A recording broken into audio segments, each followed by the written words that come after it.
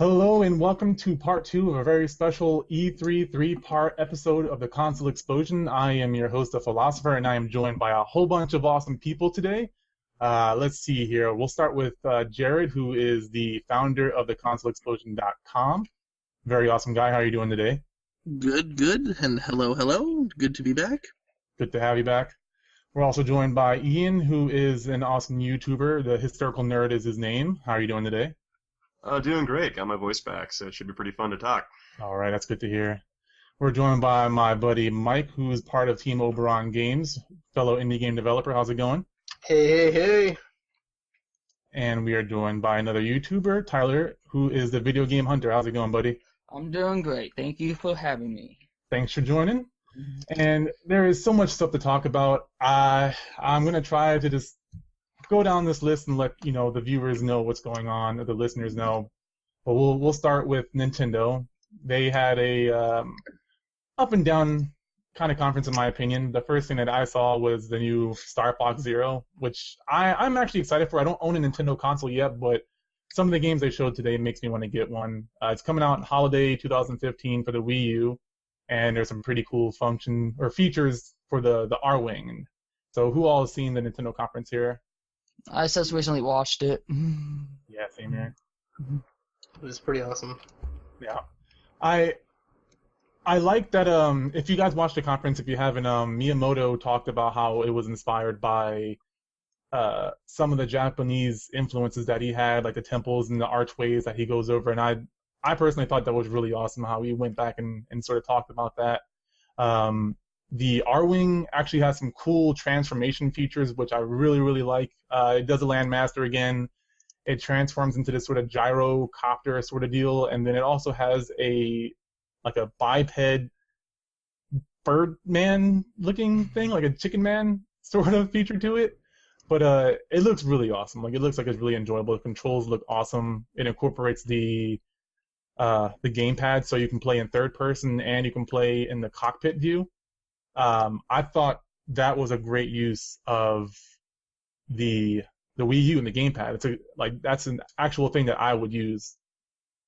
But what about you guys? You, the ones that saw it and that are Star Fox fans, what do you guys think of it so far? It's pretty nice. I like how it has elements of some of the newer Star Fox games. Mm-hmm. And I like the fact that it, obviously feels like Star Fox 64. Yeah.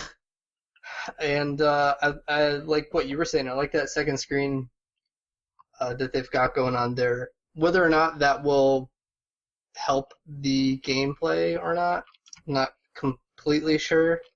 Yeah, that remains to be seen. I'm still not 100% convinced yet, but I think it's a good start in the right direction. We're going to see how, once we get our hands on it, how the controls actually work, because motion controls always kind of make me leery. I think you actually use a gamepad to look around.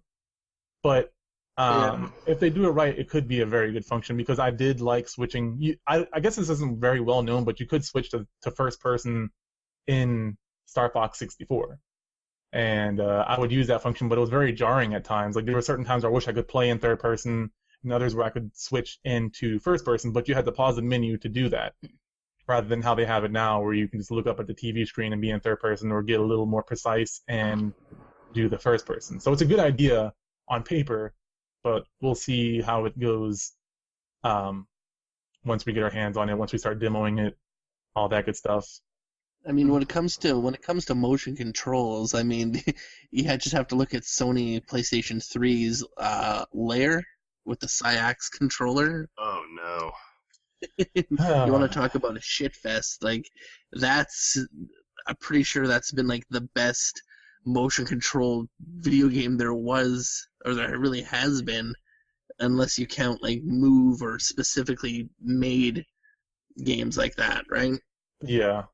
Well, something you could think about, though, since Star Fox, the genre for it is pretty much on rails, so it kind of allows you to incorporate the controller pretty effectively if you're thinking about how you can aim the ship when you're doing special runs and things like that. So it can definitely benefit that form of gameplay, but as far as open world stuff and using the gamepad, it might be problematic.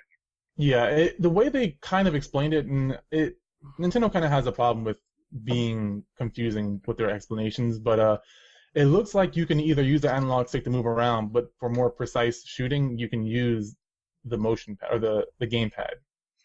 I'm not 100% sure on that one, but that's how they made it sound, at least from the conference. So we'll see. If that's the case where I can use the analog stick, because that's what I would prefer. But like if I could move the analog stick and still move the gamepad and like aim, sort of like you're using your head, like your analog stick is your body and you're turning and whatnot, but your head is the gamepad and you can aim a little better. I think that'd be kind of cool. Or if they ever get a chance to incorporate like Oculus or something along those lines, I think that'd be even better rather than having the gamepad. Just put a headset on and you can look around your cockpit. Maybe have like a third-person view in like a little picture-in-picture mode or something. That would be kind of cool. I'd like to see that. It actually kind of looks like you can use. Oh, sorry to interrupt you. No, I was done. Go ahead. It actually kind of looks like you can use it to control like micro drones and stuff like that. So that's kind of a neat little function. Ooh, so you can do a little bit of aspect of puzzle solving with it. Yeah. Might add more. Speaking of 2015, Nintendo, a lot of their games are coming out in 2015. It seems like a lot holiday of 2015. It looks like they're trying to push out as many games as they can this year, and they're going to have to make their games really good because they've got some good competition with the other consoles. One game I think it might be underrated right now. I don't know, but I think it's really awesome for a lot of people, which is Super Mario Maker. Nah, I'm not interested at all. Yeah. Now, was it Mario? It would be great. Do what? If it wasn't a Mario game, it would have been great. Oh yeah.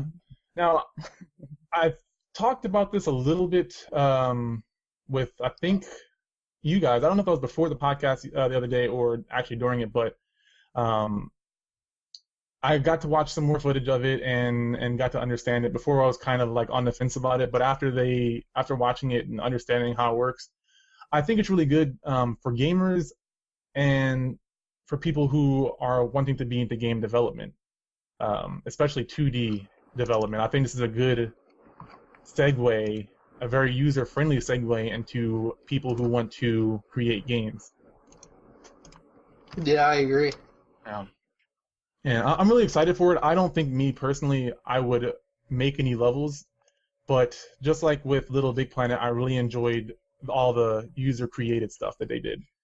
They get really creative with it, and it looks like Nintendo is trying to be as open as possible with how you can do it. You can change the art style from like the 8-bit to 16-bit to like the fully rendered 3D models.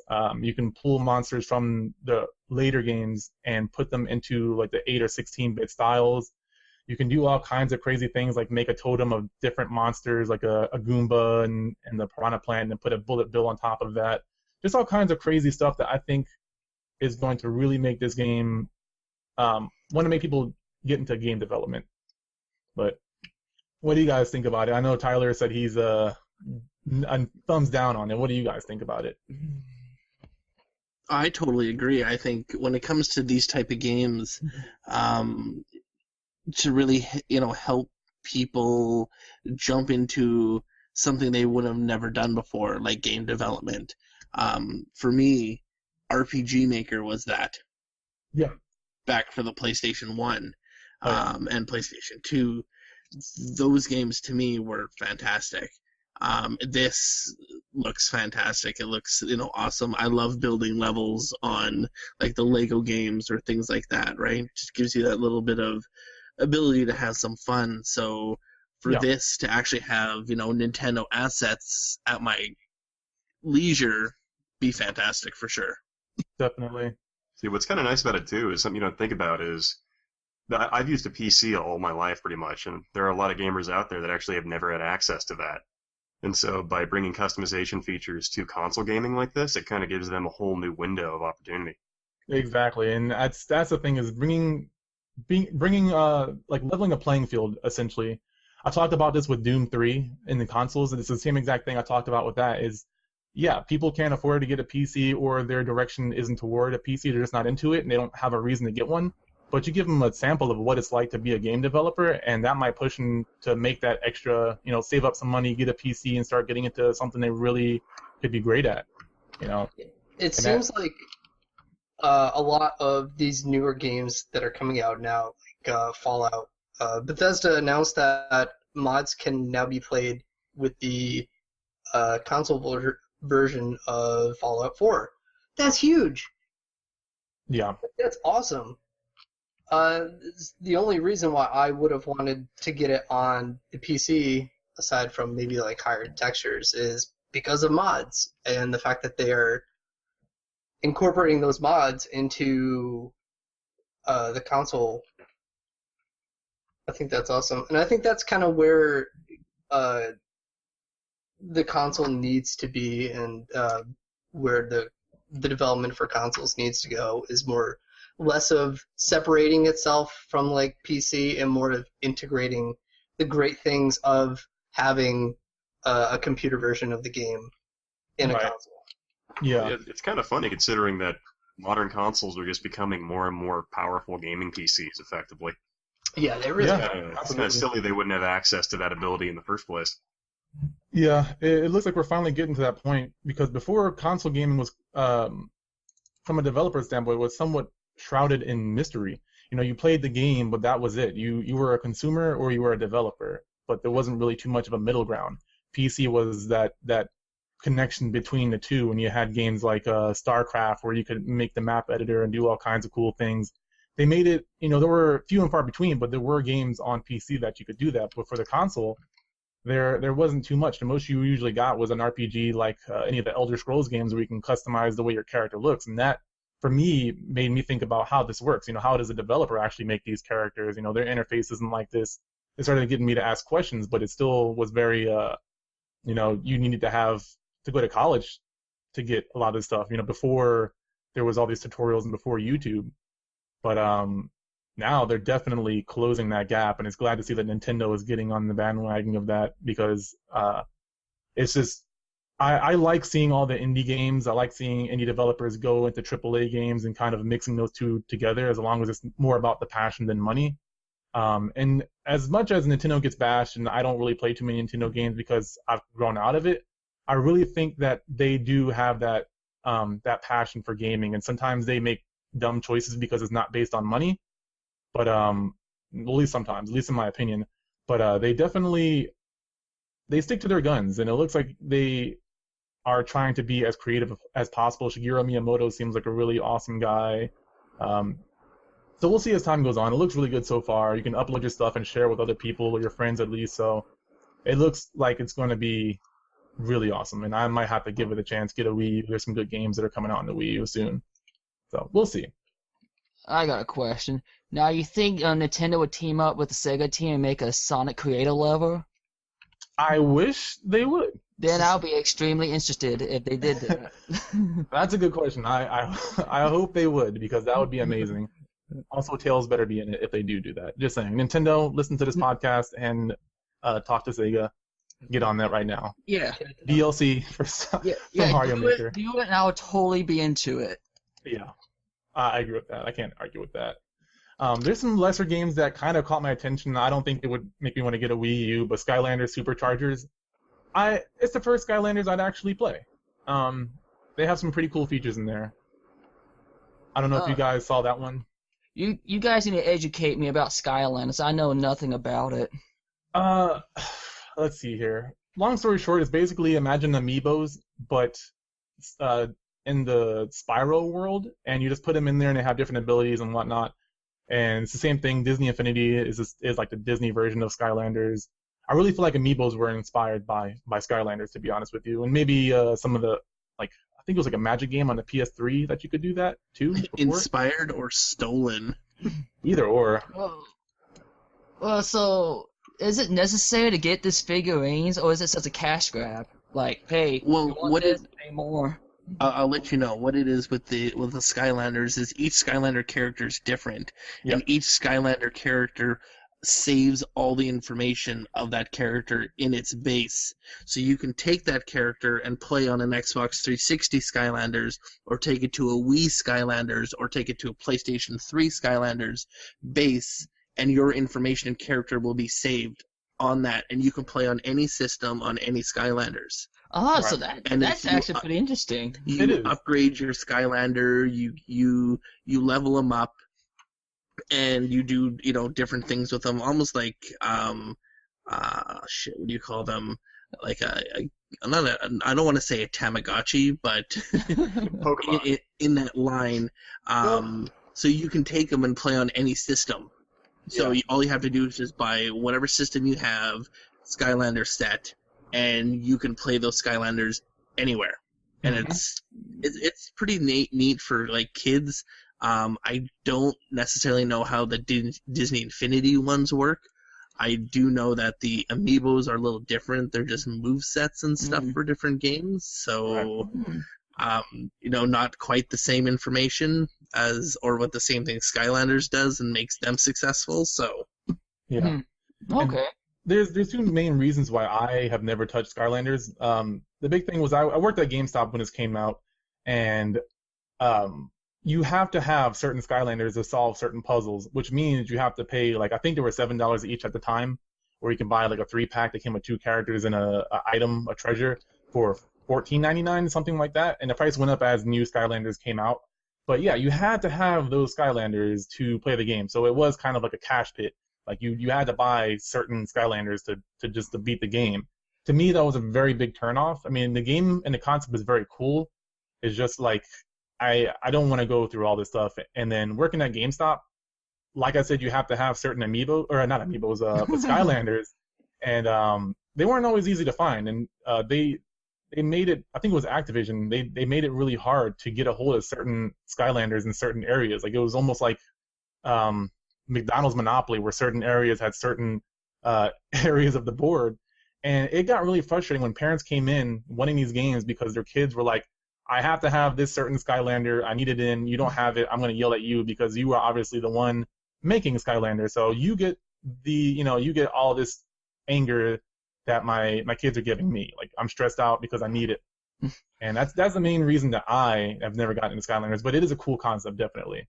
And then this, go ahead. No, mine. Go ahead. I was gonna say that this new one has characters like Bowser and DK, and they're all powered up and have like different kinds of armor and weapons. So that looks pretty cool. Like I forgot what they call Bowser, but he has like this cool armor on and has like a magma fire mode or something like that. It can get really big. So it just looks really different. It's cool to see these Mario characters in a new light.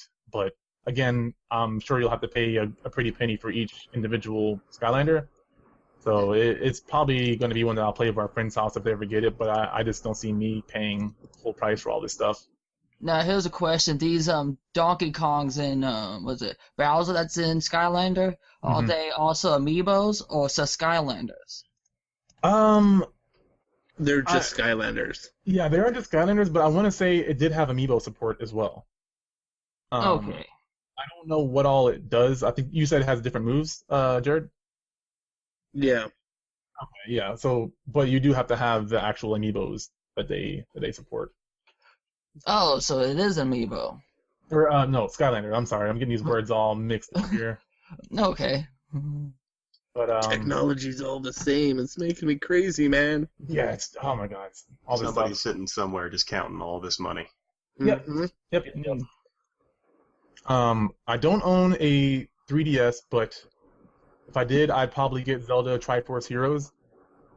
It's a 3-player co-op game where you can actually customize different outfits for your Link. Almost call him Zelda, but yeah, that looks really interesting. I like this game. I don't know if you've seen the trailers for this one, but I definitely recommend checking it out if you're a Zelda fan and have a handheld, a 3DS. I'd get it. Not really all that interested because I mostly play by myself. I rarely play with anyone else. You don't like co-op games? What games? Cooperative? Not much, unless they're in the same house as I am. Then, well, yes, but Okay, so you're a couch co-op guy. if it's if there's just online, not really. I can respect that. For me, that's a huge selling point. Like anything that's co-op, I'll give it a go. I don't care how bad it is. I even like the Watchmen game because it was co-op. Now, do they have mics for these 3DS? Like mic support? Yeah, I I mean, don't think so.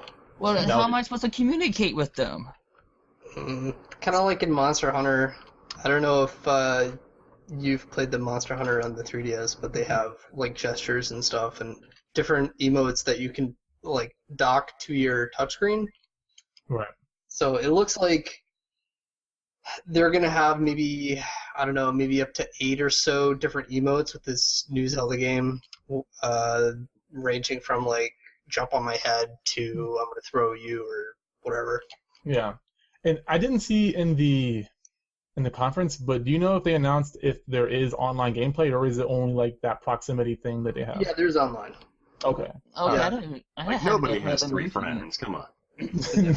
Seriously. Nobody. Nobody With the does. 3DS. No 3 friends have a 3DS. Yeah. Well, But yes. actually, I do. Well, no, I like the 2 of you. Do you know 2 of your friends who have 3DSs though?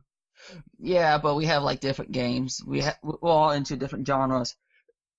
Except for Well. Pokemon, I'm the only guy of my friends who doesn't play Pokemon. You gotta catch them all. Yeah, back in the gotta get 'em, 90s. man. And not catch 'em all. What's strange, they actually didn't announce a Pokemon at this conference. I didn't see anything on Pokemon. That's true. Good. There's a Pokemon like Do what? I'm pretty sure they're having like a PokeCon. Oh my god. Okay. They're gonna con us. Oh man. Like Well, Minecraft Con or whatever, Minecon and PokeCon and jeez. many. Mario Con and yeah, I didn't know that existed. no, I'm Well. just making shit up. But Oh, okay. Um, I'll give but- my card.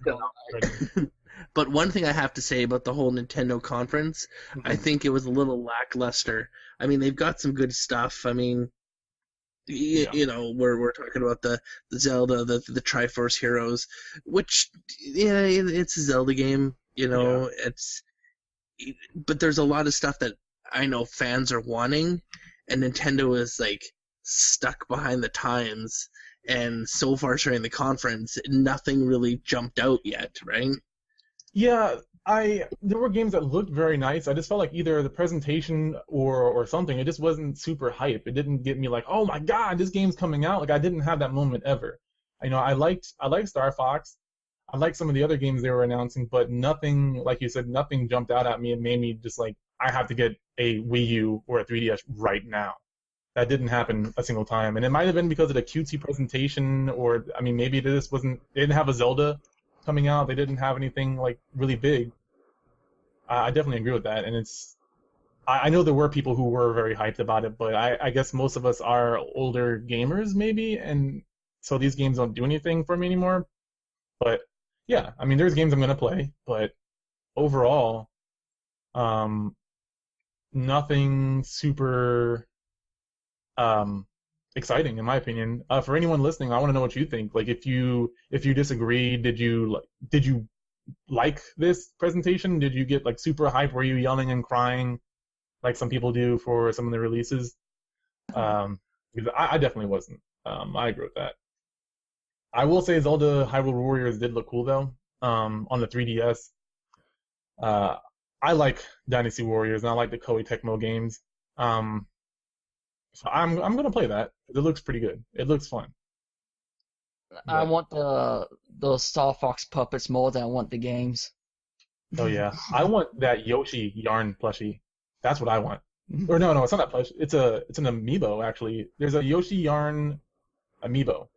Like it's a plushie, but it also works as an amiibo for their new game Yoshi's Woolly World.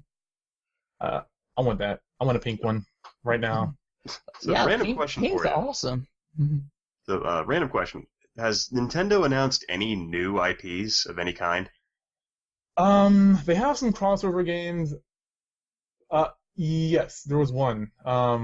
It's already out in Japan, I believe, but it's called Yokai Watch, which it kind of looks like Pokemon with a Shin Megami Tensei art style. That's the only new IP I know of. Everything else, like they have the Mario Tennis, they have Mario and Luigi Paper Jam, which I saw some awesome Space Jam memes online. They have 2 Animal Crossing games coming out. They have a Metroid Prime Federation Force game, and then they have a Fire Emblem game. Most of these that are coming out holiday 2015, I think Metroid's 2016. Shin Megami Tensei Cross Fire Emblem is another one. That's 2016, but yeah, none of them are new IPs except for that Yokai Watch. Yokai Watch. What is that game? That's what I was just talking about, where it's like a mixture of Pokemon gameplay where you capture these, I don't know if they're spirits or monsters. Oh, I know what you're talking about. Ain't that the little ghost that kid Yeah. found from the little toy machine?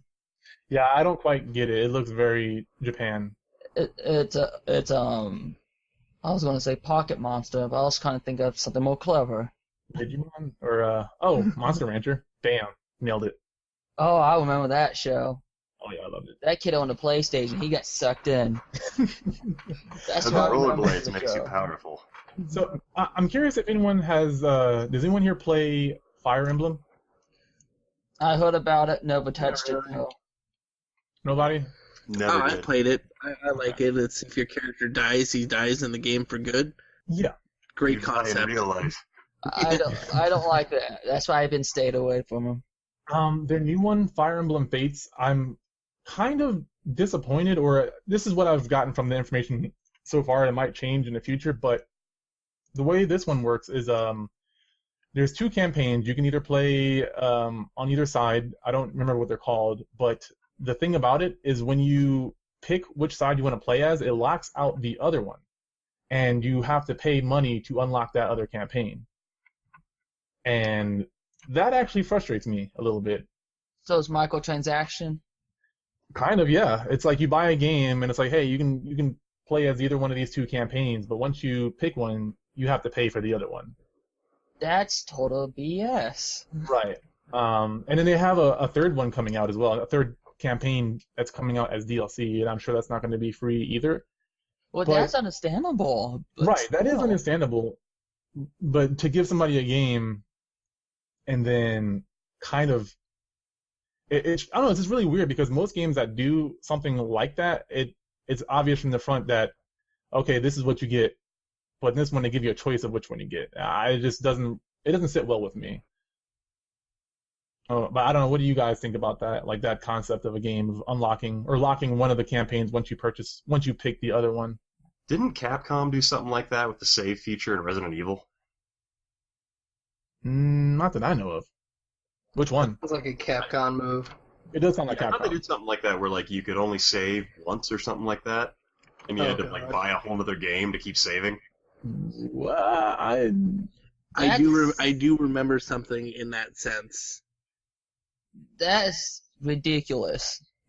I mean, I can't say that I don't believe that because Capcom has done some crazy stuff, like their Capcom credit card. Look that up. It's But yeah, I had never heard of that. I mean, it might have been a handheld one because I've never played any of the handheld. Yeah, I think it was a Resident Evils. handheld one. Okay. But I guess I don't know. It seems like something they want to double their money from their game, Right. so it's just more microtransaction crap. And the thing is, if it works, they're going to keep doing it. Like DLC already on the disc. Right. It's like buying a pair of shoes and then you have to pay for the shoelaces even though they're already in a box. Like, that's the way I see it. See, I've always found that DLC has been pointless because it never actually crosses over to the next game, so there's really no point in actually memorizing it or bothering to remember it. Yeah. It depends on the game for me. Like, again, Fallout 4 or any of the Fallouts or Elder Scrolls games, I'll get the DLC because I think the content is worth it. It's like an expansion pack. Or Diablo 2 or 3. I will buy the expansion pack. Oh, yeah, games like that, it makes sense, though, because the DLC is effectively an expansion of the current game model, Right. where, like, DLC for other games is nothing more than a hack sometimes. Yeah. So where Yeah. the DLC in Fallout New Vegas is a whole extra campaign equaling out to something like 100 hours, it definitely pays off to get it. Plus But new items other and games stuff. just don't have that same money to value ratio. Right. My standards for DLC are very high because of games like that. So when I see, first-person shooters or games that charge you for, and unless it's a MOBA, which I can kind of understand because the game itself is free, cosmetic stuff, but yeah, a lot of times it is a big turnoff for me. So hopefully Nintendo doesn't go that route with many of their games. It could be an experiment that they're trying with their new game, but we'll see. Hopefully Fire Emblem they do it right. or maybe the campaign is worth paying full price. But once we get more pricing information on that, we'll let you guys know through another podcast. But yeah, for that one, I'm still very leery on. But again, Nintendo overall, nothing too exciting. They have a new Xenoblade Chronicles coming out, Xenoblade Chronicles X coming out in 2015, holiday 2015. They have December 4th, which is, it looks nice as it is right now, but yeah, I never played the first one, but I do love Shulk from in Smash Brothers. These are the main characters, really awesome in that game. I have to say, one thing I have heard, though, is that anyone who's ever talked to me about Fire Emblem has been a die-hard Fire Emblem fan. It seems like the ones that are into it are dedicated enough to probably pay for that. Yeah, I've played a few, but I never got a chance to really beat them, and it is a fun game. Really cool concept. I love how your character does die. XCOM was like that as well. It makes you want to try harder, and the repercussions are worse for not doing well or not picking your moves wisely. So it is a good game. It is very, very fun. It is worth checking out, the older ones, if you get a chance. But the thing that I want to talk about, I think a lot of us want to talk about, is the Sony conference. Oh, finally, let's get to What it. about Ryu? What about Ryu and Super Smash Brothers? Oh yeah, you know what? That's worth mentioning. I did actually play. Well, I'll keep this short, but I did play Ryu and Roy and Lucas in Smash Brothers. Ryu is awesome. I don't know if you know this or not, but you can do Ryu's actual input, so you can do quarter circle, Dragon Punch, or quarter circle back to do his Tatsumaki, his Hadoken, or his Shoryuken. And they do more damage than it just doing the regular B input, which is really awesome. But did you guys get a chance to try this out? Anybody? Not yet. You gotta do it. You gotta do it. It's awesome. But honestly, even though I was more hyped for Ryu and he's awesome, Roy is great. I like him a lot. Now, He's who's like- Roy? Roy was from the original Melee. Roy and Marth were from that one. He's from Fire Fire Emblem Emblem. characters. Yeah, he's a Fire Emblem character. So there's another one in there. There's like 7,000 Fire Emblem characters in this game now. But I like Roy so far, except for his standing jab, which is very useful. But it feels really weird. It's not a combo. It's just a one-hit thing. But he's like the strength of Ike with the speed of Marth. So it's really awesome. See, but one thing that I have to tip my hat to Nintendo is when you look at Super Smash Brothers now, you have the adding of characters, especially fighting gene characters. You got Virtual Fighter, you got Tekken in there, you got Capcom Street Fighter in there. It's growing to be something that's huge. Yeah. Are you talking about fighting games in general?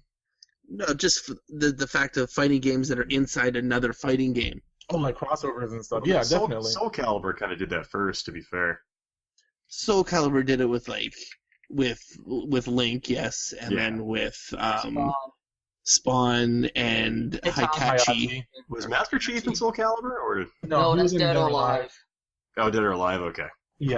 As a big fighting game enthusiast, absolutely. I want to say the first character to ever do that was actually Yoshimitsu, to be honest, because he's in Soul Soul Calibur and I want to say Tekken. Tekken. Yeah, Tekken. Yeah, I love seeing that. Street Fighter Cross Tekken. I mean, look at Marvel vs. I mean, the game's been going on for years, but it's still going strong and it's getting better and better. And I feel like fighting games are getting more user friendly.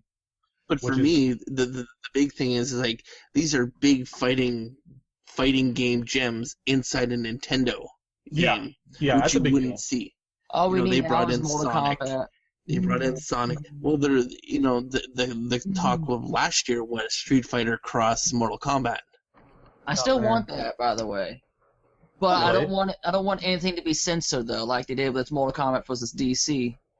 Well, I doubt it because DC has rights. Kids know the You characters, can't right? do that. Yeah. But Street Fighter's a little different. It's very possible that might happen, and that it may be rated mature if that does ever happen. Although they're still doing Tekken Cross Street Fighter, I believe, so that'll have to happen first. Oh, they're still doing that? Well, no. The Tekken Cross Street Fighter, that's Tekken's build, right? Yeah. Mm-hmm. Yeah. So that's Namco. The Street Fighter cross Mortal Kombat build would have been Mortal Kombat. Oh, yeah, that's true. They wouldn't have, Would be NetherRealm Studios. It would be their build. Right. So Capcom will wait till after that and then build their after, right? Because they've already done their Street Fighter Cross Tekken build.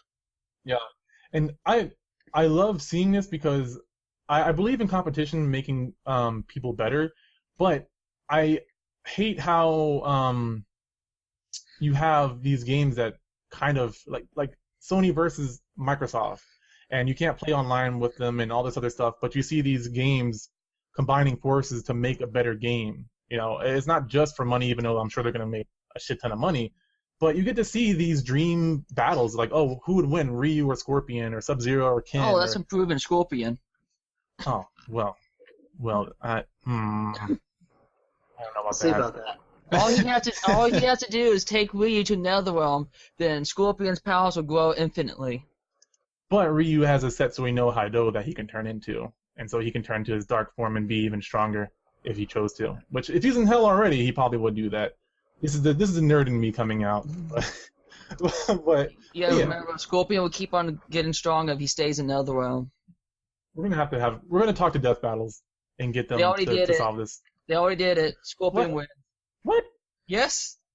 I have to post this episode on the show notes because I need to see this. I'm upset. Things are heard now. This podcast is over.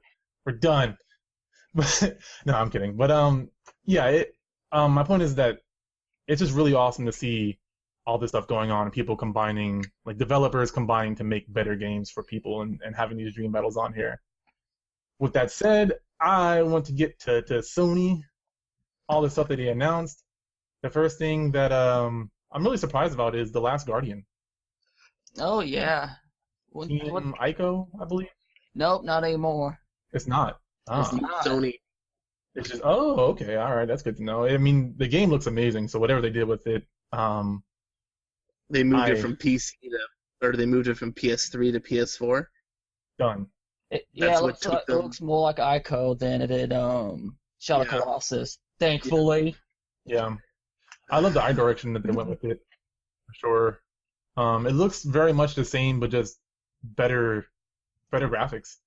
More gameplay that they've shown. I love the way it looks. I love the Guardian, how they have the feathers. I think that was a wise choice, for sure, with the way it looks. It's like a weird bird dog thing, but it looks really awesome. Man. I remember him being an owl, actually. Falcor. I definitely like the puzzles, too. The puzzles are great. And I think, you know what, they've been developing this game since 2009. It was about time that they brought the game out, showed it again. Last year, kind of just disappeared. Mm-hmm. So it's good to see it again. And they just better have it released. I know it's supposed to be released 2015, 2016? 2016. 2016, yeah. Mm-hmm. So the game's amazing, but there's going to be a lot, in my opinion, hinging on this between Ico fans and, the superior Shadows of the Colossus fans when it comes to this game, considering, the developer or the guy who invented the game left and all the bullshit that we've been going through with creators of their own IPs leaving. It seems to be a trend. Yeah, it's very sad, and that's definitely a very bad trend, but it is a trend nonetheless of a lot of developers either just leaving the company or being laid off or disbanding the company altogether. So that is very true. I don't know if this game's going to still go in a positive direction. It looks really good, but we don't know if this is before or after they broke off. I guess this is after. But all they had to do so far was probably a graphical overhaul. They probably already have all the, the design, the blueprints essentially of the game, and they just have to follow the instructions for the most part. I mean, that's not as easy as it sounds, but we'll definitely have to keep an eye on this one, keep it on the radar. But yeah, I'm looking forward to it. They had I guess a Sony exclusive, like a new IP, This one looks really interesting. I don't know too much about it. I watched the gameplay of it, but it looks really awesome. It's called Horizon Zero Dawn. Did you guys check that one out? Um, Pretty interesting. Yeah. It reminds me of the Heavenly Sword a little bit. How they have the red-headed female protagonist who's somewhat of a badass, but she looks more Viking-ish this time around. Yeah. And then also they have these. It's a very interesting concept. Like, it's post-apocalyptic. It looked like, I don't know what happened, but pretty much everything got grown over with grass. Society has kind of fallen down, but now there's wild animals, but these animals are robotic. And so you have these crazy giraffes and a T-Rex that she fights and all kinds of other stuff. She has these kind of futuristic weapons. Like, she has a bow and arrow that looks more futuristic, but I don't know. It's a really weird mixture of, like, I don't know if that's cyberpunk or what you would call that. It looks awesome. The graphics look great. The gameplay look awesome. The voice acting looks or sounds good. But I don't know. And it just, like, the combat looks really interesting as well. Right. Kind of like I was seeing a little bit of Revengeance in there. Yeah, it does look kind of like a Platinum Games kind Yeah. of game. looks like a Tomb Raider game to me, which I'm already interested in this game. Oh yeah. Yeah. Tomb Raider. At one point in the game, she actually takes this grappling hook and shoots this robotic T-Rex, like shoots it and then shoots the ground multiple times and kind of tethers this robot in place. I thought that was a really awesome feature. I always love when games do that. It's a really hard thing to do considering like physics and pre-programmed events and whatnot. So it looked like they did it right, but it was a presentation, so actual gameplay, us having the game in our hand, how will that work? It kind of made me think of Pokemon in a way, because I definitely think you have to weaken this robot before you can tether them to the ground, otherwise it'll just break free. So that was really interesting, and as she shot it, parts were breaking off of it and whatnot, so it was very visually appealing of a game. I don't know if you can actually catch them and like harvest their parts and build stuff, or what's going to go with that. But and train them and raise them and fight other dinosaurs. I like the way you think. It's kind of ironic, because it reminds me of Battlefield Earth. Refresh my memory on that one. Oh, the book. Human society collapsed, so alien invasion, so human society collapsed for 1,000 years, because the humans wouldn't hit in radiation zones, because the Cyclos couldn't go there. Mm-hmm. And brave ones went out, and they ran into the Cyclos and fought their machines with bows and arrows. So it kind of reminds me of that a little bit. Huh. Okay. It might have been inspired by that. Maybe. Probably You not, never know. but it's kind of fun. Yeah. But it looks like a game I'm going to keep my eye on. Another one is, I don't own any of the consoles just yet, but I'm watching to see if there's any games worth getting a console for. No, And- that's just now got all three. What's that? That's just now got all three consoles: Wii U, PS4, and Xbox One. Oh, you fancy pants. I'm a PC master race kind of guy until I get the consoles. They're not master race until I say so. But they announced the new Hitman. Is there anybody here who's a Hitman fan? Oh, I'm excited for that one. Yeah. You gotta educate me on Hitman. I know nothing about it. Have at it, Ian. You're effectively a genetically engineered clone designed by an organization to pull off assassinations. So your entire job is to go and pull these things off, and the more secretive and less notice you get while pulling them off, the better score you get. Huh. I was not expecting a cybernetic thing. No, there's no Well, cybernetic. You're a not clone. cybernetic, but clone. Yeah, well, it's kind of like just like a deeper storyline point.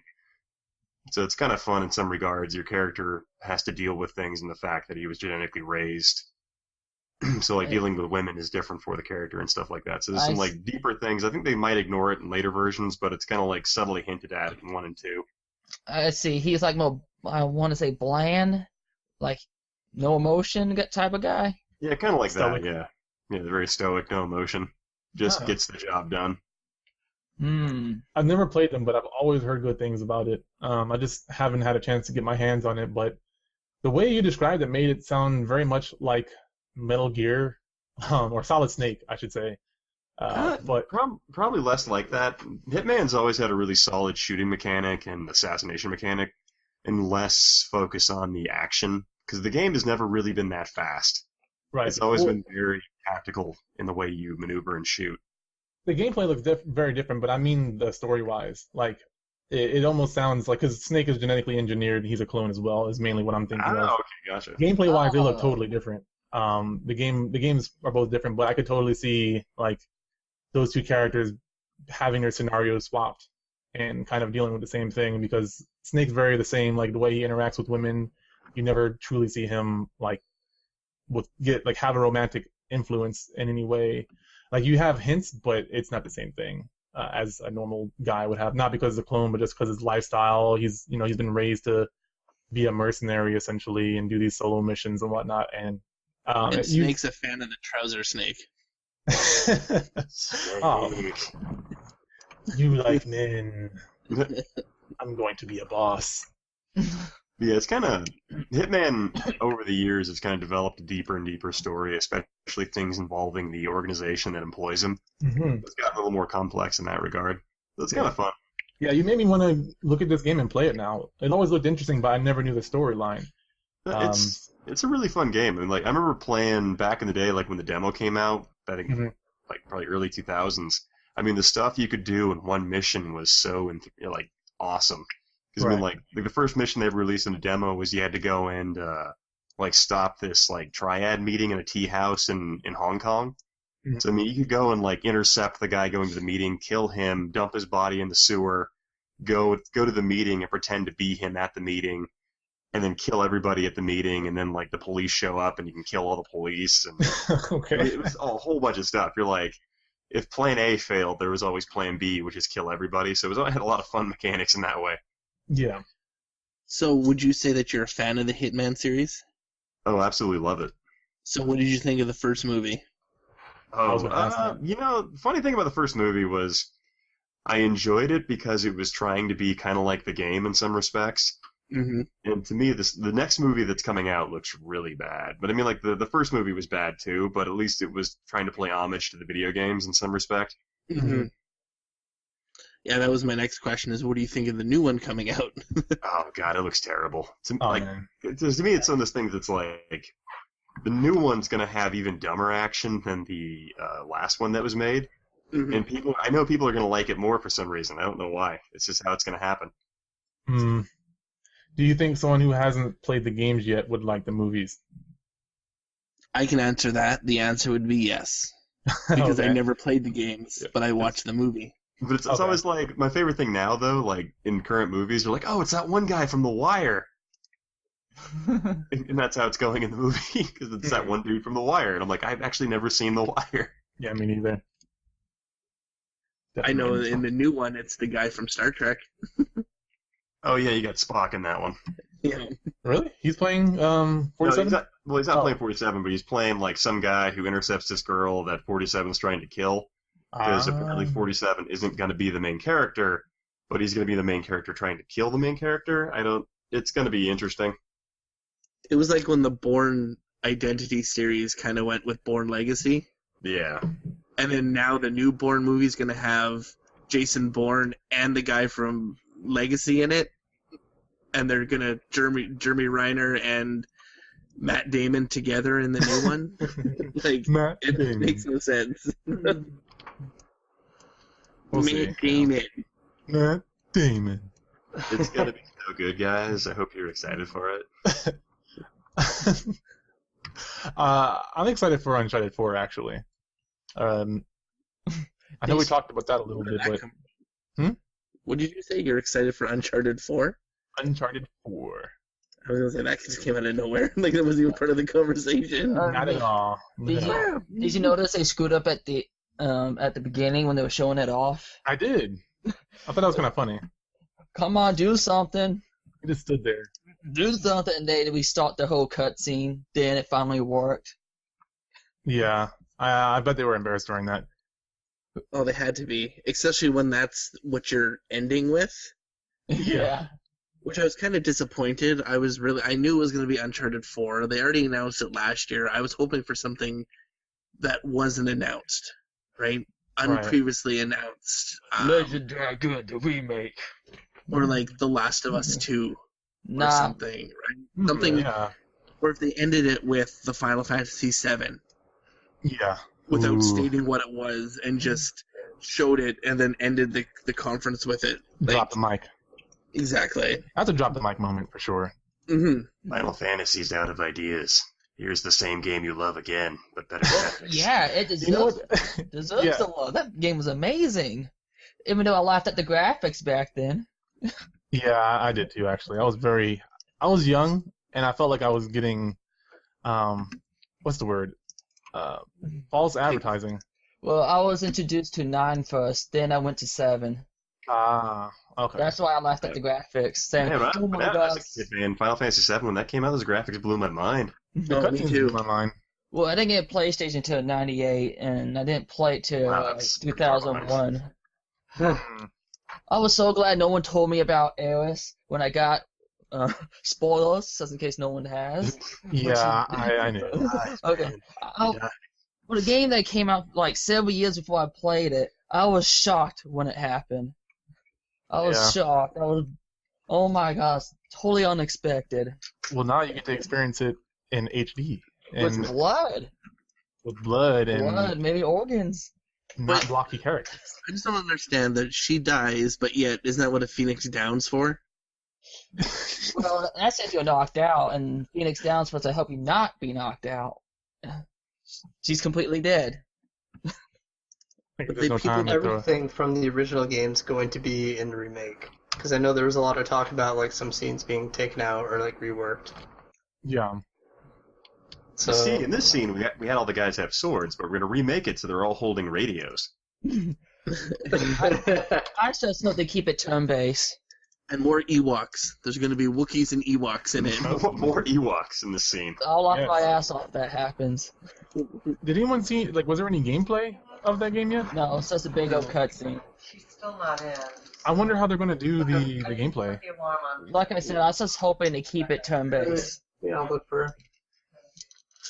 Yeah, I definitely hope they keep it turn-based. Well, they're going to have to. I mean, if they do it the same way as, like, Final Fantasy 13, Mhm. I'm done. I'm not playing Final Fantasy anymore. I'm Mm. sorry, I got turned off by 13. He took everything I loved and got rid of it. Man, you guys are a tough crowd to please. I like 13. You want open world? Too bad, we're taking that out. You want side quests? We're taking that out too. You want a You fun, release interactive chocobos? game? Nothing. Nothing at No all. chocobos, no nothing. It's just, here's a linear game I with Final wasted my Fantasy. vacation on that game. Damn. And then, instead of giving you a proper follow-up, let's give you 13-2 And 13.3? and 13 Lightning Returns or whatever. Yeah. You guys ever watch the video where, like, the creator of Final Fantasy is sitting there writing more and more Final Fantasies because he just wants to get fired and retire? But his games keep doing better and better, so he keeps writing crazier and crazier shit to try and get fired.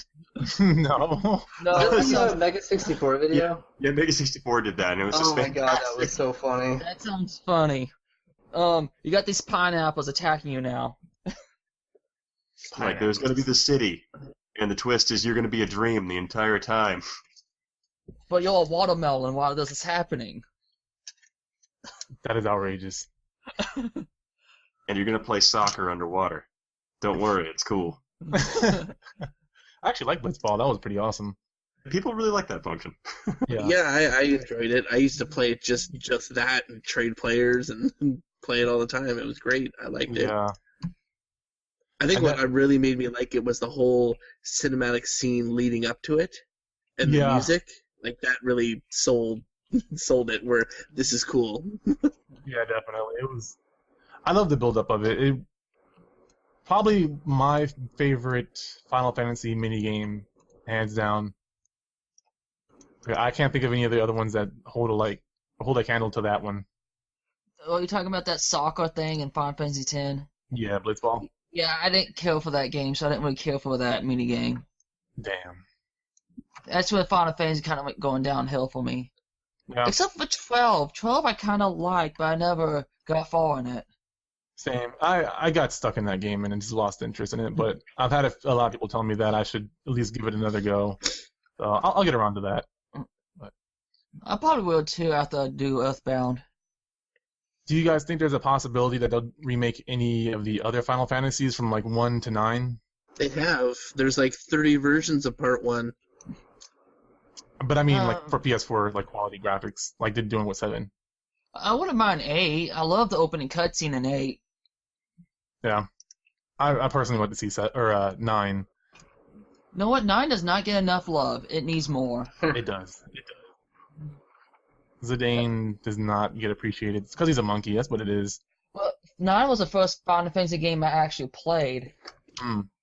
And I was wondering why all they kids, why all the grown-ups? Then I found out, oh, they are the grown-ups. Yeah, they're like kind of chibi. It was really weird. Especially after playing 8, when they're like 7 was a little bit above chibi, and then 8 they were like full-grown, almost anime-style adults, and then you go back to 9 and they're chibi again, and it's really weird. 9, they acted like kids at the beginning of the game. Matter of fact, they pretty much acted like kids throughout the game. They were kind of immature in certain ways, especially Zidane, Zidane kind of. Steiner, Yeah. Stimmer. I hated that guy at first. He really pissed me off. The Knight. Yeah, I know what you're talking about. When he runs, his little trash can of armor makes sounds. I thought was kind of annoying. Yeah, well, he was a major dick to the main character the whole entire movie, or the whole entire game. Jeez, dude. All right, we get it. What's your thoughts about Garnet changing the name to Dagger? I hate it so much and changed it back to Garnet. It didn't bother me any. Like, I kind of got it. I did. I was like, you know what? Your name's not Dagger. You're Garnet. Go back to Garnet. I don't care. It's ruining your identity. I'm sorry. For me, there's only one game that I wish Square Enix would remake, and I've said this before: Chrono Trigger. Yes. Oh yeah. Oh, Chrono Cross? Yeah, we can do that. No, not Chrono Cross. Chrono Cross is stupid. Chrono I know. Trigger. I know. Chrono Trigger was an awesome game. I spent $30 when I started collecting. Do you think? How would you like to see it remade though? Like kind of like Final Fantasies being remade, or just because they did release it on like the 3DS a while ago. They released on the 3DS, but they didn't. It wasn't a full copy. The one that they did for the PlayStation 1. That one was amazing with the anime cutscenes and the added content and all that jazz. That one was absolutely phenomenal. I love that one. I wish that was the one that was brought to the 3DS, but it wasn't. I actually got that game, but I haven't touched it yet. I only played the Super Nintendo one. Yeah, you have to put in the PlayStation one, and it's amazing. But okay. I would pay full price if they just did like a whole new. I would have to say, instead of just making HD remake or anything like that, they would have to do a whole new engine. Full-fledged 3D animatics, or whatever the word. It's cutscene. That would work. Yeah, I have to agree. I hope they keep the battle system, or at least try to keep the spirit of it alive, because I love the way you could combine attacks with different characters and whatnot. I don't know what kind of art style they would go in, though. Would they do like a Tales sort of anime cel-shaded sort of thing? Because it is Akira Toriyama, so they could do a Dragon Quest sort of style to it with the cel-shaded, or they could try to go for the more realistic Final Fantasy VII approach. Well, exactly, and it's just either one. I'd pay money for it. Throw money at it. Probably more Dragon Ball Z like. Right, and that's what makes me think, because of Akira Toriyama. And a lot of people didn't know that the person who did Dragon Ball Z also did the art for Dragon Quest and for Chrono Trigger. Yeah, so, I always forget about that. Right. I mean, it's pretty easy to see. I know, you can see it, but I always forget. You always have to remember, though, it has to be years after, because people, in North America and whatnot don't realize that, Dragon Ball Z was released how long ago in Japan? 80s or? Exactly. And that never came to, North America till the 90s and late 90s, right? Right. Yeah. Yeah, but even then I didn't care for it. I was all about Sailor Moon. I like both. No one was. Yeah. I don't care what version it's made in. Like you said, it just needs to get made. Mhm. It would be cool to have anime cutscenes. I think that would be a great way to, keep the spirit of Akira Toriyama's art alive. That would be really awesome. I would like to see his art style, but done more realistic rather than just a cel-shaded approach. I really like the cel-shaded approach, but it would be cool to see a more realistic style of Akira Toriyama rather than just what we normally expect from him. Okay, so you want more CGI or? Right, pretty much. I'd Okay. like to see that. I'd like to see what he could do, what he's capable of when he's doing a more realistic style of like 3D modeling and rendering, lighting, all that stuff. Like Final Fantasy Advent Children movie type? Right. Okay. Yeah. Yeah. That'd be neat. As long as the gameplay and the storyline stay intact. So you want the graphics to be the same for that? Okay. The game? No. I mean, this the gameplay, like I the know, fighting I know. system. But Stop making things difficult. let's see. There's so much stuff to talk about. Was there anything that you guys were personally excited for that we haven't already covered? Shenmue 3. Yeah. All That's right. what I'm excited The for. elephant in the room. But I think we'll get to that one in a minute. We have to Aw. talk about Call of Duty Black Ops 3, Oh my Oh, god. skip yeah. that. I'm Skip signing it. off now. specifically for the PlayStation 4 now. Big whoop. That's It's no amazing. Halo. It's no That is Halo. That is amazing. It's Call of no Duty Halo. Black Ops jumping ship to PlayStation, which means a lot, to the hierarchy of the battle system of who won E3, in my opinion. Huh? We already know it's Sony with Shenmue, Final Fantasy, The Last Guardian, Street Fighter. Kingdom Hearts. Yeah, screw Kingdom Hearts. Yeah. That actually is a good question. We'll probably go back over it in the next episode as well about like who won E3. Exactly. Yeah. It's clearly Sony. Yeah. We'll talk about that one more. Yeah. We'll get to that. We'll definitely get to that. There's going to be a lot of stuff to definitely reiterate and kind of just as the dust is settling. There's probably going to be a lot more stuff that's kind of leaked as time goes on that I definitely haven't seen everything that I wanted to see. So. What about the yeah. exclusivity of levels and guns and maps to Destiny? Huh? PlayStation gets it first? Who cares? It's Destiny. Wait, do people actually play Destiny? I do. The game's No. amazing. There's a lot of people that play that They game. just forgot to log out. You guys are just jealous. I'm not jealous when I have the game. Like, Oh, man. Destiny's story doesn't even make sense, man. What are you It's like talking about? Halo. It's a wannabe Halo game by the creators. It doesn't matter. Halo. It has the infinite. That's all that matters. The game is amazing. All Peter y'all need Dinklage. to play it. But you no, gotta play more Halo. for me, I will agree with you guys. The biggest announcement out of the PlayStation Sony conference, No Man's Sky. What is that game? That is that game that is where you're. I don't really know what it is. Nobody know? Nobody can really peg what it is. You fly in a ship and you can go to anywhere in the universe, and Right. every star that's on the map has like 12 planets around it, and you can go to like a million different stars. Apparently, no one will ever reach every planet in the video game ever because it's impossible. Well, you're talking about Spore, right? No, man. He's talking about a game that we don't really understand what it is. And you fly around and Brainstorm. you land on planets and you Underwater. document life, like what's on the planet. Like you don't shoot shit, you don't you don't build shit. You just fly around and document stuff. Like it reminds me of Pokemon Snap. Huh. Well, Pokemon Snap was a lot more fun. You've never Oh, played you this can't- game. You can't compare the two yet. I don't care. Pokemon Snap. It's an awesome game. Doesn't matter. It's Pokemon Snap. We need to put that on the Wii U. There's too many Pokemon now. There's more than 150 or more to see. Mm-hmm. But no, yeah, this game does look very intriguing. I don't know much about it. All I know is the developer is Hello Games, but it makes me think of Star Citizen a little bit, minus the shooting. But I'd like to see a price tag for this game because I know Star Citizen is stupid expensive for the individual ships.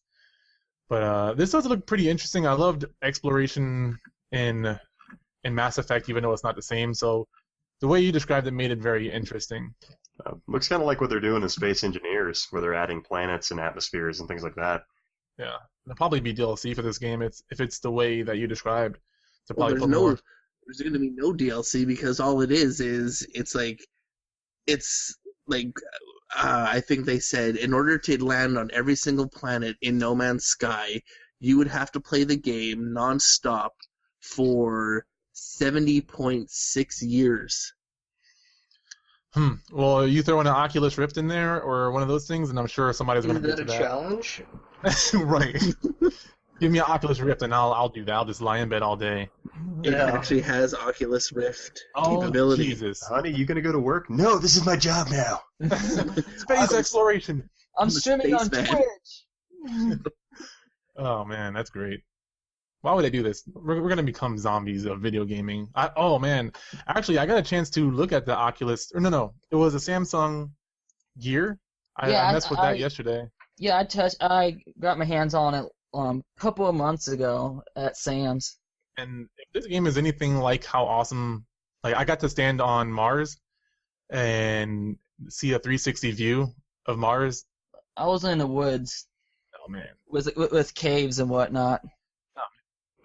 Yeah, I went to a bunch of different places, but like my overall point is when you get games that are on the like level of AAA games as they are now on some of these VR gear, it's gonna be crazy. It's gonna be so hard to get off of these things. You know, Yep. games like No Man's Sky and Star Citizen and a few other games. It's gonna be ridiculous. Let me say this, those headsets, they're made to be sitting down. I had to hold myself up by using a pole or whatnot, so I won't fall down. Oh yeah. Were you Yeah. like you have a pole in your house? No, when I was testing the that Samsung thing. When I was testing that Samsung thing, I was at work. That's where I work at, Sam's Club, and I had to hold myself up while using a pole and look around. That's very interesting. You know, it was pretty neat what I was seeing though. He's like, wow, I feel like I'm a real stripper. Look at me on this pole. No, Look that's at all not. these dollar bills, man. Somebody make it rain. I really set myself up like that, didn't I? Yeah, I'm sorry.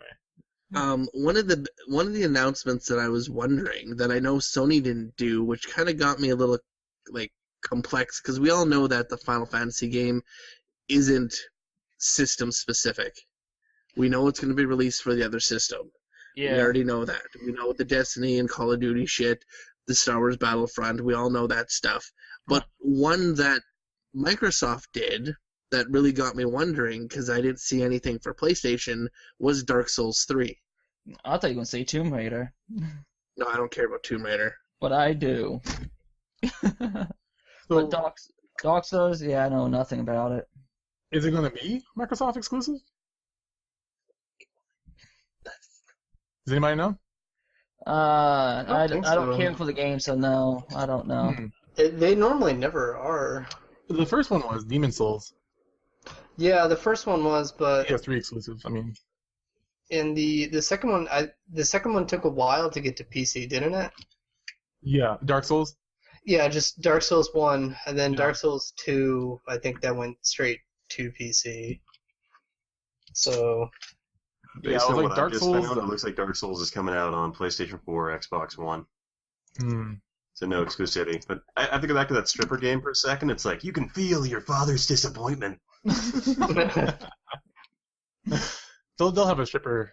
I think my simulation. dad would be pretty disappointed if I do that. You never know. You never know. You I see know, him in the I corner know. shaking his head the entire time you're doing your thing. You're like, "Aw." He'll probably put his webcam or something. Oh my gosh, that's my son.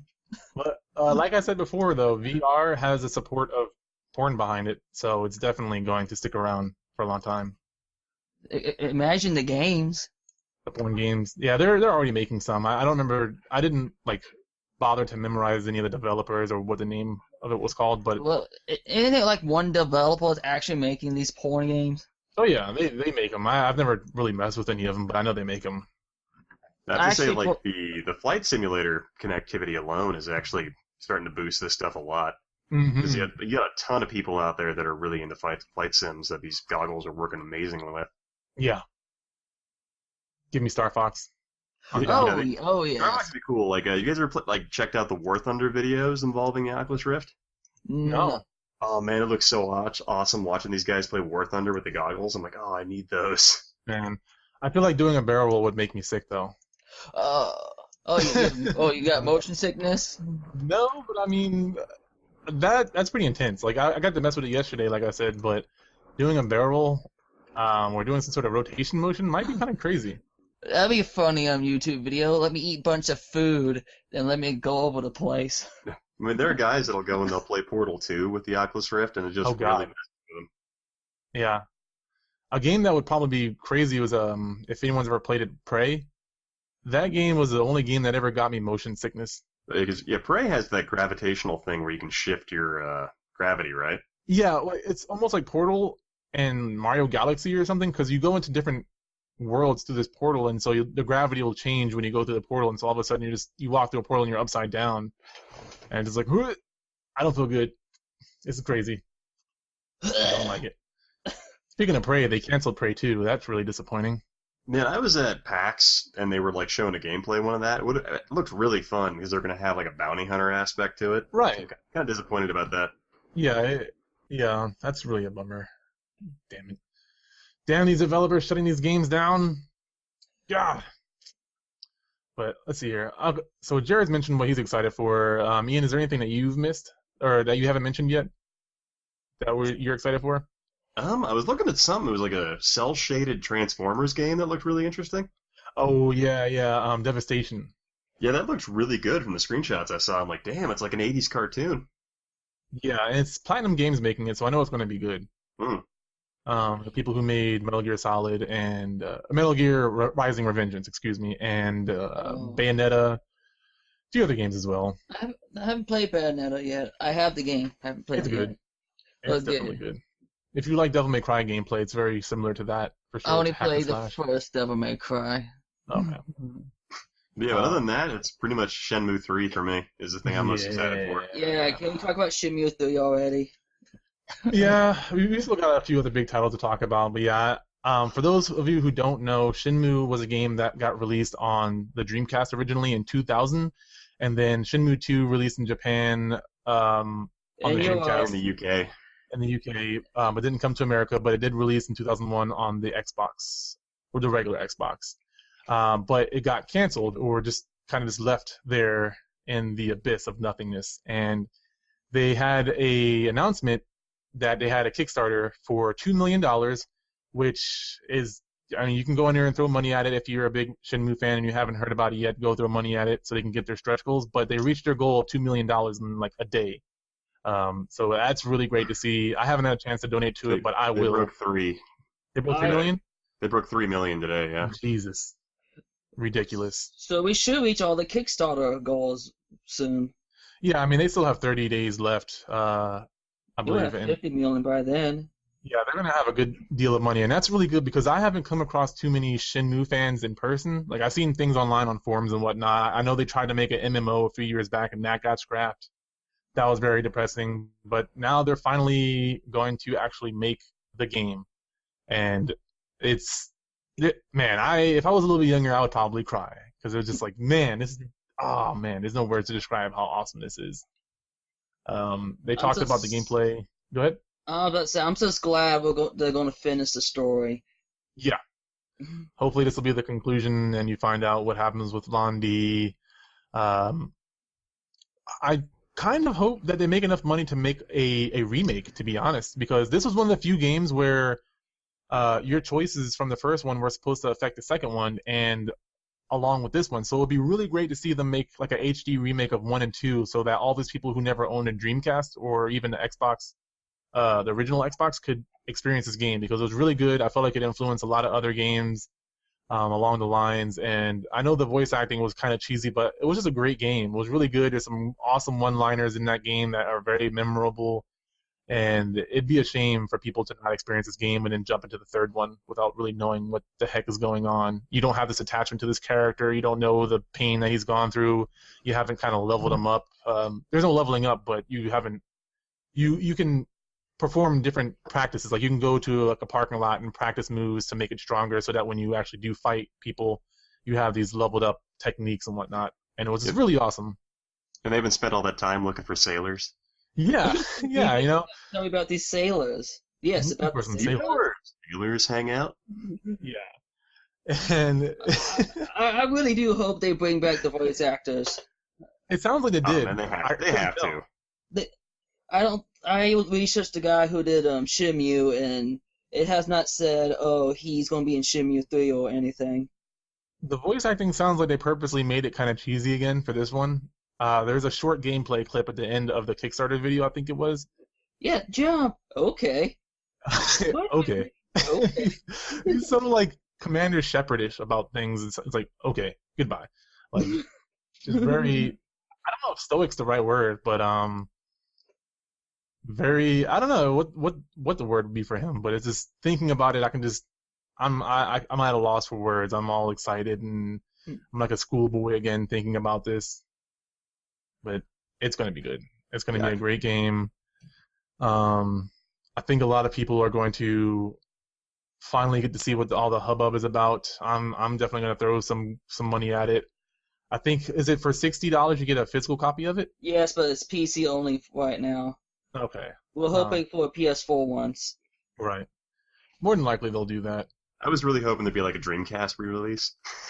Just to finish it up. I actually have it on Dreamcast. 1 and 2. Yeah, I do too. I have the Dreamcast version, and I got the Xbox version. Nice. I got both of them, Dreamcast and Xbox. But I played the second one on Dreamcast and never touched the Xbox one. Yeah. Did you guys hear that there's been some inkling from Sega about jumping back into making a Dreamcast 2? Wait, is this like actual serious, or is this like the crap I've been seeing on the internet for years? Oh, he's just joking I'm with not that. throwing my money at them, like, just literally chuck my wallet at them.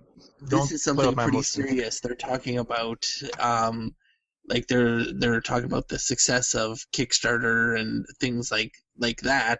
They're like, they threw it out there. They said, if we put a Kickstarter up for Dreamcast 2 to get back in the console market, I wonder how successful it would be. And they kind of left it up to the fans and their website to let them know, right?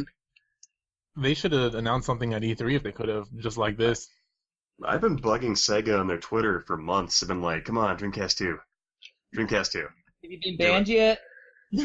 No, like, the funny thing is I've been doing that for like 2 months, and I got like 16 Japanese followers on Twitter. I was like, what? Oh, man, that's great. I can't get gamers to follow me. I have to talk about. It seems like I have to talk about ponies constantly to get anyone's interest. That's strange. That's interesting. I know. I can't talk about games. I'm not allowed. Man. You know, I think about Shenmue on a daily basis because of my work. I do drive a forklift, and so. Oh, that's fantastic. Oh, that's awesome.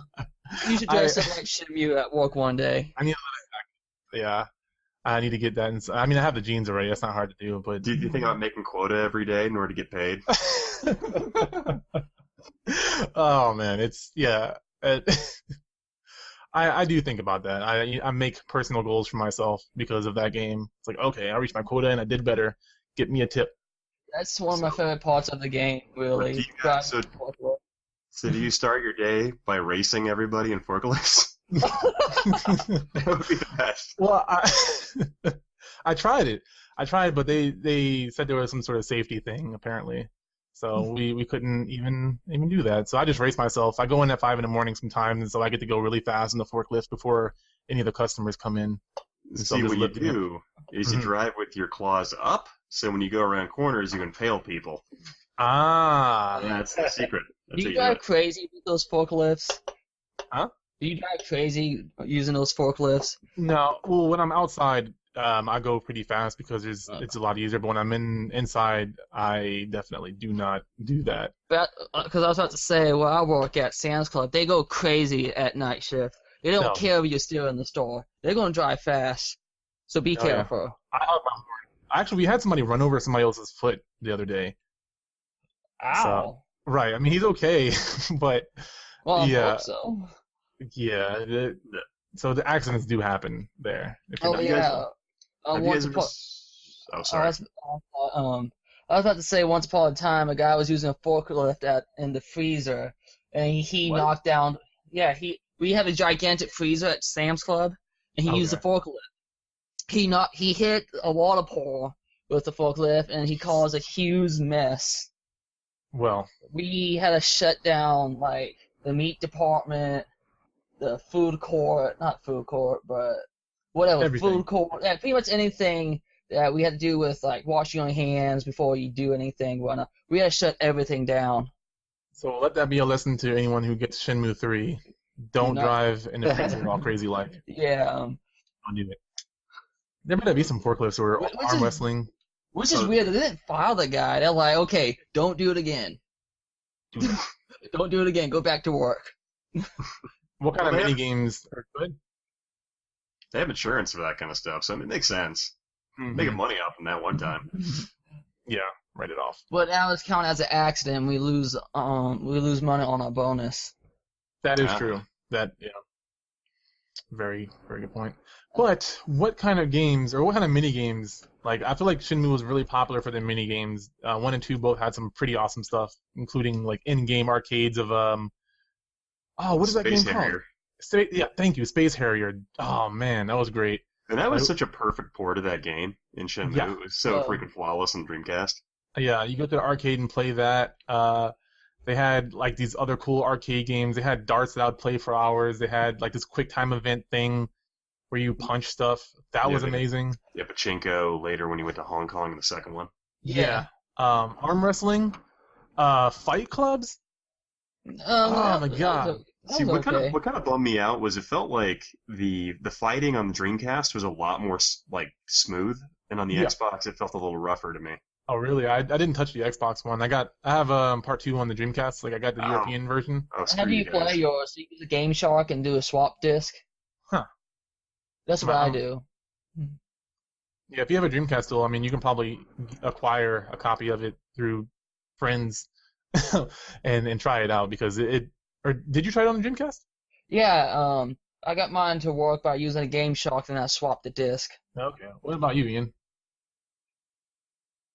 Oh, No. I did mine on the Xbox. I got Shenmue Okay. 2 on the Xbox. It's pretty much the sole reason I bought an Xbox was because Shenmue 2 came out. That's a good reason to buy it. Yeah, and it was pretty great. Also, the Xbox version came with Shenmue the movie, which Yeah. was a lot of the fun cutscenes from Shenmue. Oh. And it was like they spent like a good 10 minutes talking about that box of kittens you found in the park. It was kind of funny. Yeah, apparently it got good reviews. I'll have Believe it or to not. look that up. I Yeah. didn't know that. Yeah, it came with I have it for my Xbox. I haven't watched it yet, but it got great reviews online somehow. Yeah, it's not bad. It's just kind of funny. You're like, wow, I don't remember doing that at all in Shenmue 1. The box of kittens? Yeah, it's like all this. The funny thing, the movie has all the stuff you'd never bothered to do in Shenmue 1. Speak for yourself. But it's just funny. Yeah, I definitely I fed those kittens like every day. I had like a routine. Like I would go feed the kittens. Like I'd stop by the market and then feed the kittens every time before I go home so that I could meet curfew. So that Hokasan, his nanny or whatever, wouldn't get all upset and whatnot. Shimmy felt like, oh, my daily life. Yeah, I feel like it did a really good job of doing like it was like almost like a sim, like a gaming sim, Yeah. because you had relationships with people and they would grow depending on how you interacted with them. But it was also a very good action game, and it did a great job of mixing. There was regular fighting, leveling up your skills and looking for scrolls and getting new techniques. So it was like if you're a martial arts fan, it has all of that, really cool, but then it also has these quick time events and really good cinematic storyline to it. It had a little bit of everything for everyone, I felt like. And, I mean, you had those kitten things where you can go and feed kittens. You could actually pick up items and like hold it in your hand and rotate your hand and look at things from a different angle. And it had all these cool Easter eggs from other Sega things. It did a great job of making the game a little bit of everything for everyone. And it was just a really good, like, I don't know, sandbox game. They called it a free world game is how they advertised the first one, because you could walk anywhere, do anything sort of thing. It was just a really great game, and it feels really nostalgic just thinking about it and talking about it. It does. I want to play it now. Yeah, I'm about to break out. Well, I you'll already be have able my to. Dreamcast. What's that? Too soon. Too soon? What means too soon? I haven't actually played that game, but just from what you're talking about, like that, it sounds like a really fun game, and I know the people that played that game absolutely love it. Yeah. There's like nobody that played it and was I know like, a lot yeah, it's alright. Yeah. I know a lot of people consider it one of the worst games, but some people consider it one of the best games. A lot of people have different reactions to it. Yeah, I wouldn't really consider it the best game. It's just the feeling that I get when I think about that game and when I played it. It just is I don't want to compare it to anything else because I really can't, in my opinion. But it's just a game that right. But it just feels really good thinking about that game. It's just it's a good feels game. Is the best way I could put it. Good feels. Well, I mean, it's also like the first game of its kind. When it was made, it was actually the most expensive game ever made. They had a budget of $100 million. 100? I thought it was just $1 million. It was actually $100 million. Yeah, it was actually pretty impressive. And My essentially, gosh. if you think about it now, you could yeah, actually that's what talk you to mean. everybody in the game. Like, it didn't matter who you were talking to. You could stop them and talk to them. Yeah, That was what was and so crazy about Shenmue. it changes too. You know, it's not always the same thing. Sometimes some of the people said certain things, but you could get through the game if you knew what to do, but you got all these hints. You got to play detective, and like you talk to normal people that stand in the street. You know, it's these everyday people. You know, it's a Japanese city, so people are out. They know each other. It's kind of a close knit circle, and so you talk to this random stranger that you never talked to, and she might give you a hint to go talk to this other person that helps you along the storyline. So there's multiple ways. Like I've played the game and beat it like 4 or 5 times, and I have a terrible memory, so I never remember how to get from point A to point B. So I'll talk to random people, and I'll get all these different forms of dialogue and all these different clues that I never got the first time I played around or played through the game the first time. And it's always a new experience for me because there's so many people to talk to, so many different events that happen. There's different cutscenes that you don't always see depending on where you are or what you're doing. So it was a very expansive game for sure. I still want to play the game now. Yeah, I have my Dreamcast out already, so I'm gonna hook that up and play. My Dreamcast is always out. Nice. But I think that's enough about Shenmue. I could definitely go on for days about it, but there's other things that need to be talked about. Some of the smaller things that I am excited for, like Street Fighter V.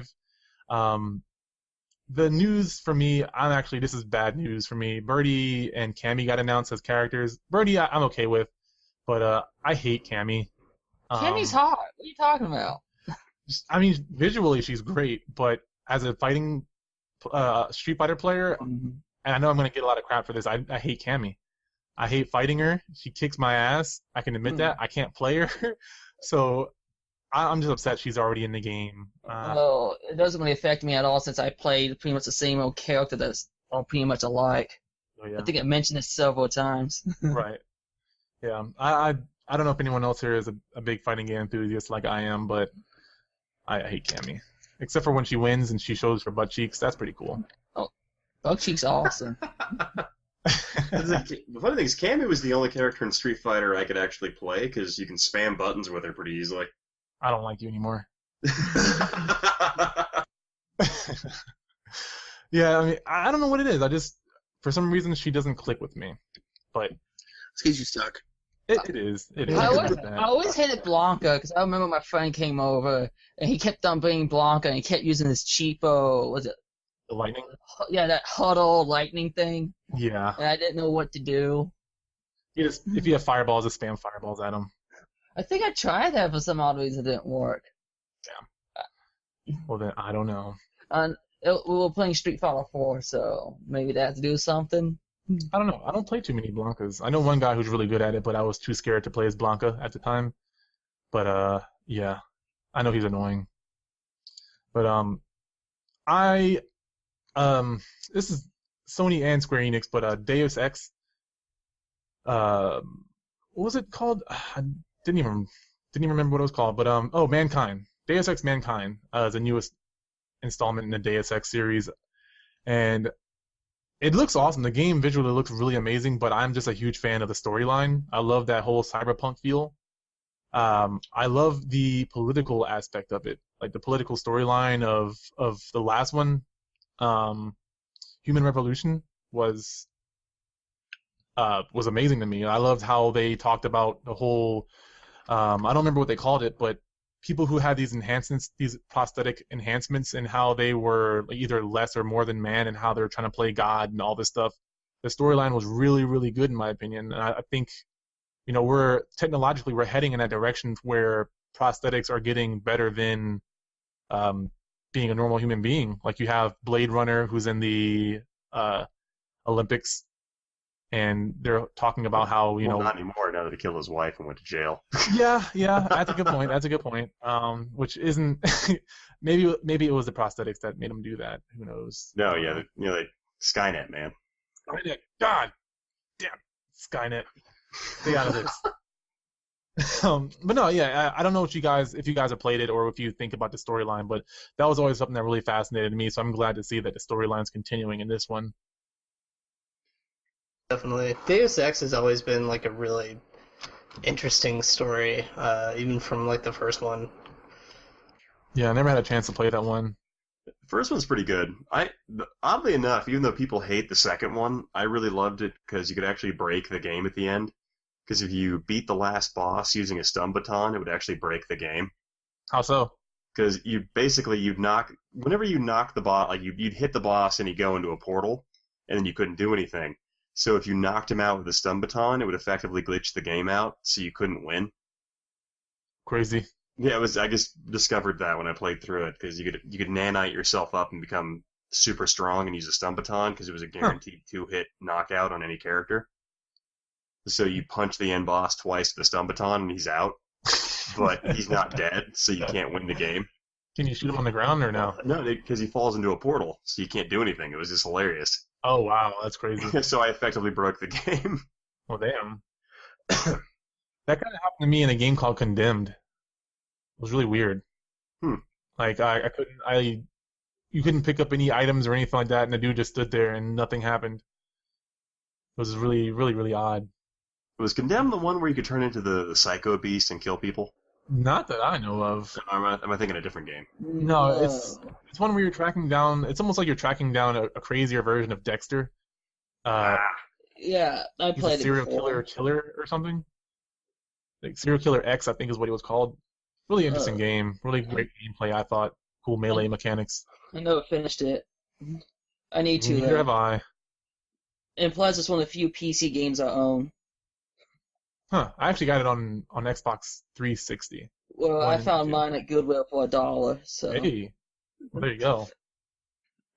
All right, so let's see. The last big thing that I'm excited for is Kingdom Hearts 3. Boo! Oh man, no Kingdom Hearts fans? No Kingdom Hearts love? I'm sorry. If my friend was here, he could tell you all about it. I like building the spaceships. Oh man, the gummy ships. Yeah, before they removed that feature. Yeah. Yeah. Wait, they didn't remove it. Oh, I don't know still if in it's there. In part 2. I haven't played any of the handheld ones. I haven't played Kingdom Hearts in a long time, so I enjoy that one feature. I played 1 and 2. I have the second one, but never played it because I don't care for the first one. Yeah. I'm just glad it's coming out still, as long as it doesn't get canceled. I didn't see any features that I really liked. I'm just glad that it's coming. Like, that's about it for that one. Let me see here. Who hasn't said anything here? Oh, Mike, what are you looking forward to? At least Sony-wise. Pretty much the Hitman game. I really like Uncharted. I played through the first and second and a little bit of the third. Mm-hmm. I really like that type of game. Other than that, like Sony really didn't do too much for me. Oh yeah. Yeah, and I was a little underwhelmed by that, and we were already talking about, so I'm not gonna Yeah.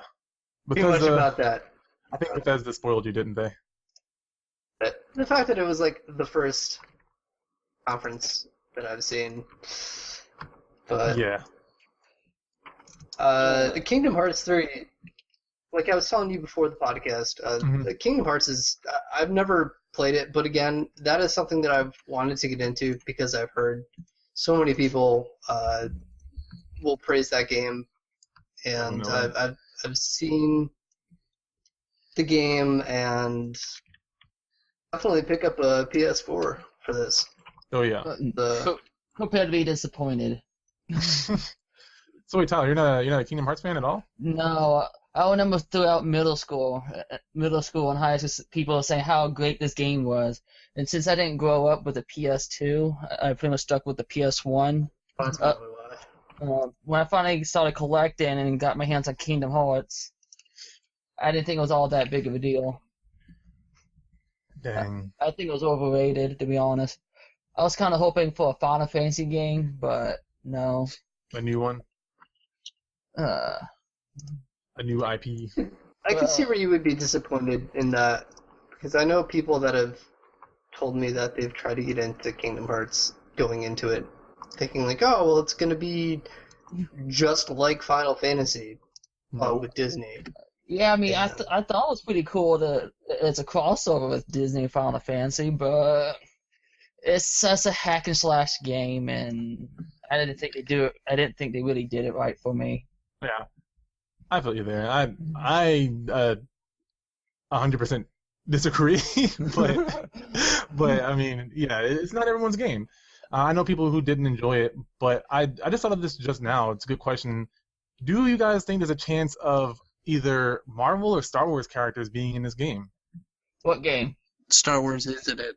Oh, Kingdom Hearts? Yeah. What did you say, Jared? Star Wars is in the game. Wow, I must have missed that completely. Hmm. Dang. So, what? Did they show a trailer of that? No, they were just talking about things that we want to add into this new generation due to the fact of the acquisition of Marvel and Star Wars. They're talking about lightsabers and putting Princess Leia in there. Ooh, lightsaber keyblade, please. Ooh, pod racers. We need pod racers. They'll probably have like a pod racer gummy ship. Need more Jar Jar Binks. Yeah, Jar Jar Binks, and yeah, you get me sold for Kingdom Hearts 3. There we go. So, Square Enix put Jar Jar Binks in Kingdom Hearts 3, and you have a new fan. Make him one of your companions, so he goes throughout the whole game with you. You can just go to Star Wars World.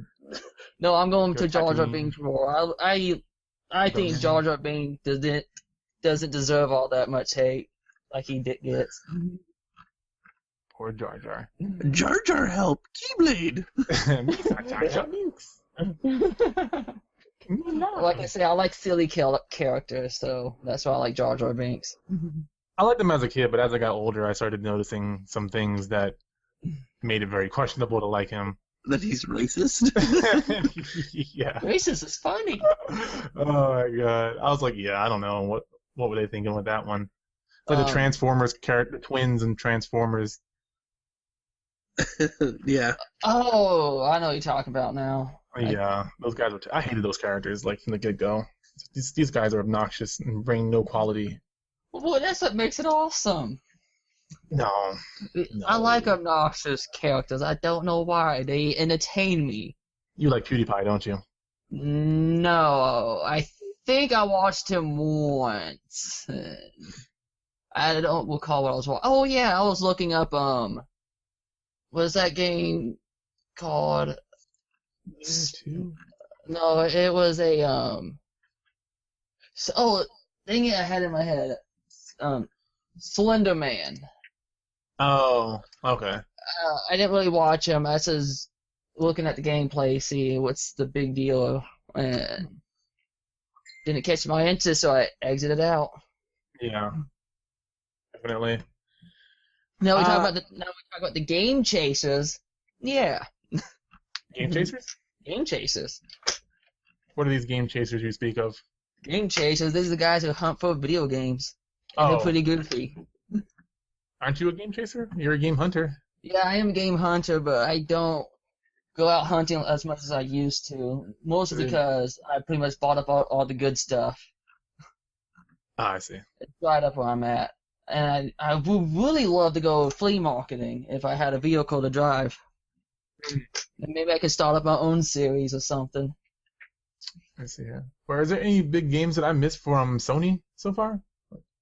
I mean, you got the COD and the Guitar Hero and some other ones. Destiny. There's a game called Mother Russia Bleeds, but none of those really caught my attention. I was kind of excited the fact that Kerbal Space Program is actually coming to the PS4. What is that one? Oh, I can't wait to play that. Yeah, Kerbal Space Program is this fantastic space simulator where you effectively build rockets to go around the solar system. Huh. It's a PC exclusive built on the Unity engine, but the fact that it's coming to the PS4 is actually really cool because it'll open up that market to a ton of new people. In the sense that the game is based on relatively realistic physics, it'll actually maybe expose a bunch of kids to actual rocket science. Maybe NASA will come back. Yeah, that would be so great if NASA came back. The cool part about that, like the Curiosity space probe, Mhm. part of the mission, like they spent a lot of time actually playing around with Kerbal Space Program, and it kind of inspired some ideas for the mission. I wouldn't say it inspired all of them, but I would say it gave them some ideas. Just how great that game is. Yeah, no, totally. There's a really cool video about that game on a YouTube channel. I just did the link in the thing. We'll make sure we put that link in the description. All right. But you should just check it out. It's just such a good game as far as the things you can do and what you learn about like physics and how gravity affects rockets in space. It's phenomenal. I'll have to check that out. That sounds really up my alley, actually. I've seen this advertised before, or somewhere online, but Steam sale? yeah, that's it. But I just didn't even like look at it. But the way you're describing it now makes me want to actually pick this up. Oh, man, it's fantastic. It's just great. And that's why I love hearing reviews from different kinds of people too, because like looking at a game and reading it just isn't enough. I love hearing somebody's experience about a game. It just totally changes my perspective of it and makes me want to look at it through a new lens for sure. Well, I mean, like you haven't done problem solving until you try to figure out how to get a spacecraft to another planet and back. Now that is the most aggressive form of problem solving you can ever do in your life. Like you need like certain amount of rockets to get out of the atmosphere and like months travel to the next planet, and yeah, it's pretty cool. And to be able to land on a planet and then go back, like you said, it's a pretty sweet game. And this is where you plug your show about it, Historic Nerd. Yeah. Yeah, I made an episode about it, but it's kind of it's a little outdated now because they added career mode, money mode, stuff like that. But I don't know. I still love talking about Zambia's space program. Maybe you should make an updated video about it. Definitely. I suppose I could, but I can't look back. Can't go back, man. No, you're going forward. You gotta look forward. Always looking forward. Spaceships don't have rear view mirrors, I understand. But we will put a link to his review for that game in the show notes in the description below, just so you guys can check it out and get a better feel for the game. Yeah, I actually got my wife to star in that episode. It's pretty good. Hey, all right then. That's awesome. And now in all your newer episodes, it's your dog. It's always been the dog. Yeah. The wife is less cooperative than the dog. That's surprising. Damn. Aren't they all, though? And it's called Man's Best Friend for a reason. Oh, Sorry. And it's called A Ball and Chain for another. Ooh. I'm glad I'm not married. Not in all gonna seriousness, happen. my wife is fantastic if she listens to this. Probably not, but yeah, she's great. She must be in the room. She's going to hate us once she hears this. Right. Or But, she's standing in the room beside him. Just looking down the back of my neck, just arms He's crossed. screwed. Uh-oh. He's only said good things about you, we swear. Someone's getting the couch. Or even worse, the doghouse. There you go. The dog's gonna sleep on your bed tonight. oh man, the funny thing, the dog always does. Oh, then never mind, man. He just sleeps on my feet. It's pretty great.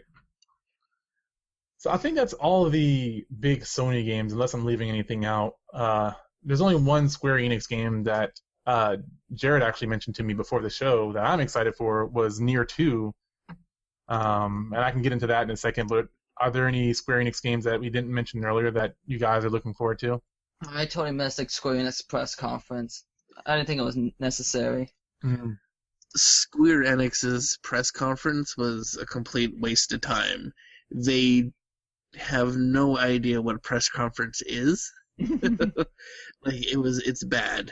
I was talking to Tavian or a Philocypher earlier about how they pretty much just dropped the ball on every aspect of this conference. Like, it could have been huge, but just the way that they announced games and had monotone talkovers about it. They talked about Just Cause 3, which is a good game. Look exciting, but the gameplay footage they played with it was just like, just overall, and then Neir 2, and those were pretty much it. Everything else was rehashed videos that we've seen. Oh, yeah. I agree with you, Jared, on that. Just Cause. I saw the gameplay and I was really thrilled about that. When I went to PAX East, I actually went to a Just Cause panel and I saw some of the gameplay that they were showing, and that looked a hell of a lot better than what Square showed. Yeah. That's a shame. Like, it's just weird with the level of the presentation of what they did. It was just to me, it wasn't there. It was like they were like, okay, you guys are the last panel, wow us, and they're like, what do we do? How do we do it? It just wasn't good. But they had, like I said, Neir 2, Just Cause 3. They showed some Tomb Raider stuff, which is like, oh look, she's in the snow. Oh look at her eyelashes. Look at her hair flow. Look at the amazing graphics of how we made her hair look real. And it was just like, oh, this is garbage. Yeah, and most of their games were already announced at one of the other conferences at some point in time, so they really didn't, in my opinion, have too much to show. No. I'm sure they couldn't be as bad as EA's, though.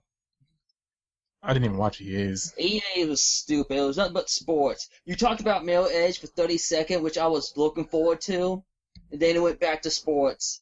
That's all EA is sports and Need for Speed Underground. Yeah. I'm excited for Need for Speed. I wanted to see Mirror's Edge. That's the only thing I'm looking forward from EA. Yeah. That there's game, a Mass Effect as well. Mirror's Edge 2. Can you imagine Mirror's Edge 2 open world parkour game with the Oculus Rift? That will be exciting. Here's my money. Oh, I can imagine my blood pressure skyrocketing. Yeah, I want that. I think that. Copies. When you talked about motion sickness, Mirror's Edge 1 on my 50-inch screen gives me motion sickness. Jesus. Oh. Imagine, too. And it looks like this one's going to be a lot better, too. I don't think I ever had motion sickness, but just thinking about it, wow. Yeah. Wow, now imagine it.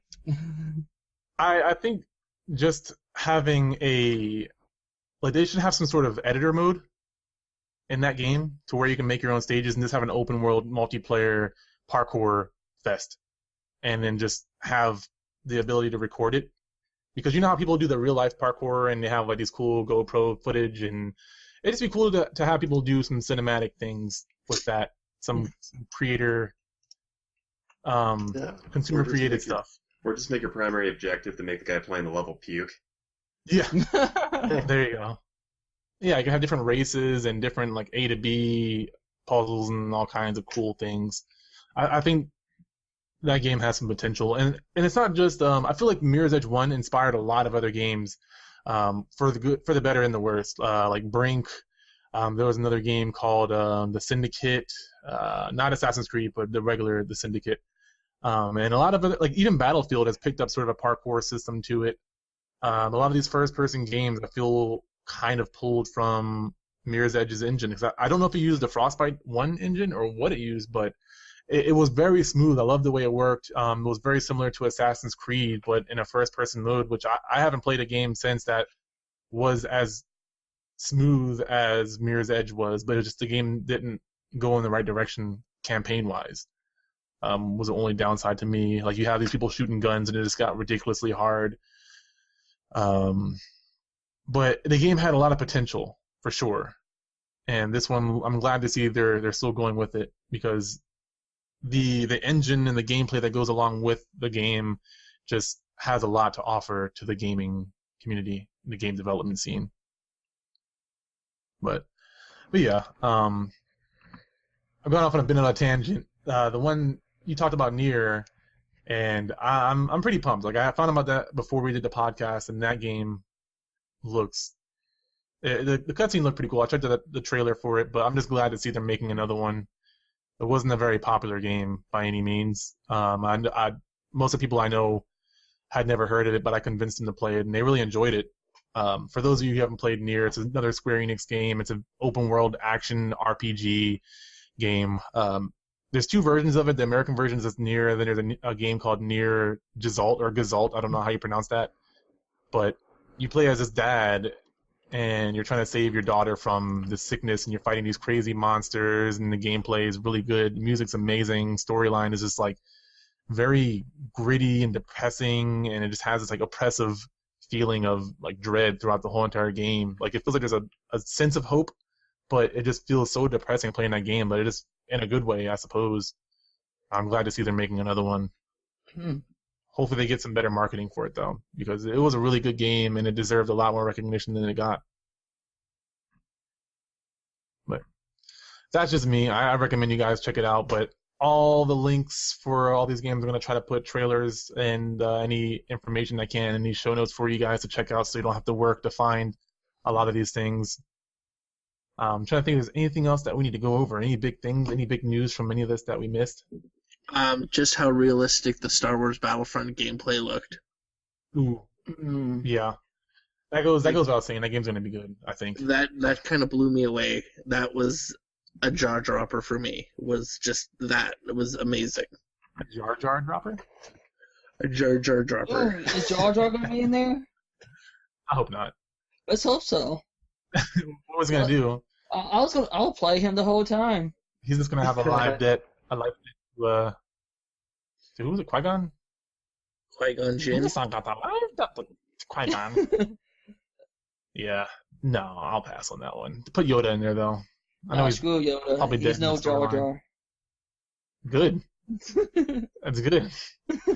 But I agree with you, and it does look amazing, and it's good to see they're really pushing the graphics to the fullest, using these consoles to the fullest extent. Well, think about it. The last game it came out with was Hardline, and that game did not look good. Battlefield Hardline does not look as good as Battlefield 4. Right.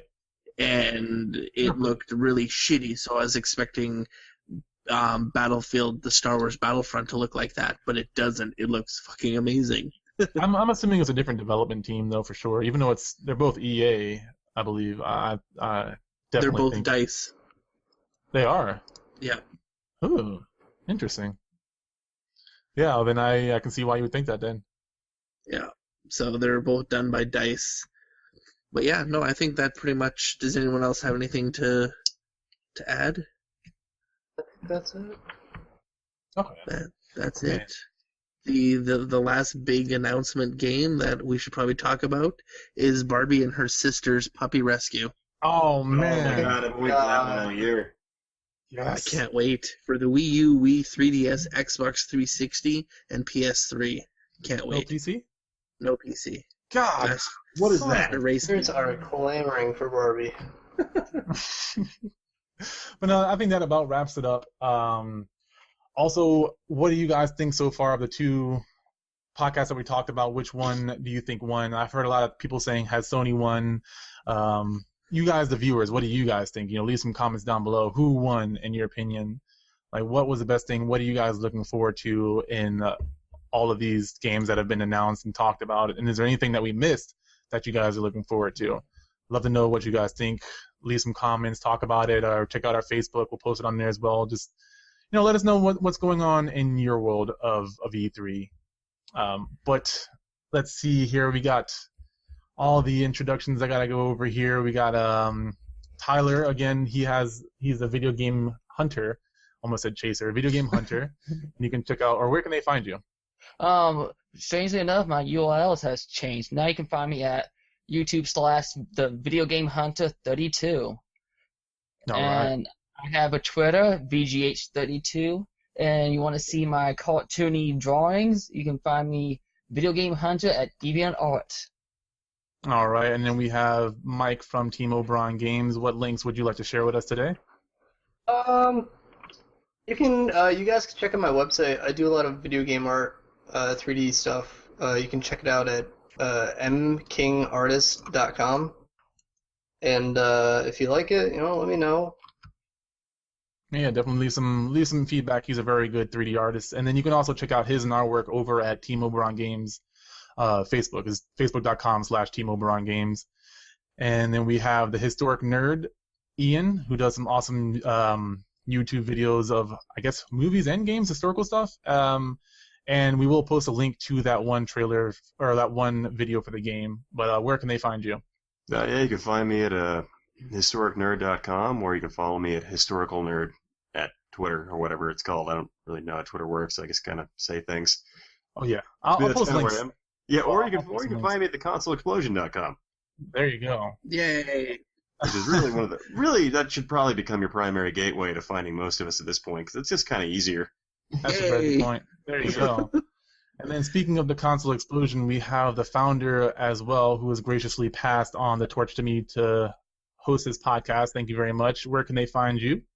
Well, you can always find me at theconsoleexplosion.com, where we're bringing to you all your video game news, knowledge, and fun facts, as well as you can find all these guys. They're all featured shows of the Console Explosion. Proud to have them on board. From the Historic Nerd, the Video Game Hunter, to all the podcasts. Check them out. You can probably check this podcast out if you're listening on YouTube or on I don't remember the Sound name. mix. Soundmix. Yeah. Sorry, it's the new program we joined, but Soundmix. You can bring it on the road with you, and yeah, that's probably the best way. Also follow us on Twitter at Console Explosion. I guess just at Console Explosion. Wait, it's not Yeah. Mixcloud? What? Yeah, Oh yeah, Mixcloud. Mixcloud. There you go. Mixcloud. Mixcloud. The It's link's one of in the those bottom. things. The We'll put the link's in the link in there. bottom. We're You'll figure advertising it the out. wrong people. Our emotions are all crazy from all the stuff we have to talk about, and we still have more to talk about. So our Exactly. minds aren't in the right place. It's kind of late, but Yeah. But Yeah. there's one thing I want to throw out there. Just for everyone who's listening, and even you guys, if you guys want to post your stuff in the comments, would be great.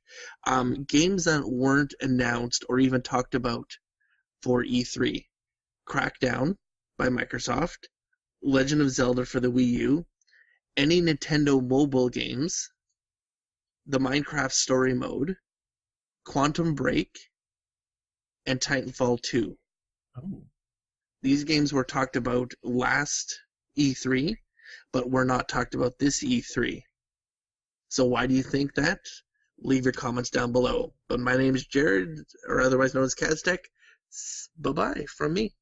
All right, that's a good point. Definitely have to let us know what you think on that one. But I am the Philosopher, and also the last thing is we have a multi-channel community that you guys should check out. Be a part of the Console Explosion. Follow us, talk to us on the forums. You can talk to all the content providers on there. So definitely check that out. We'll have a link to that in the description down below as well.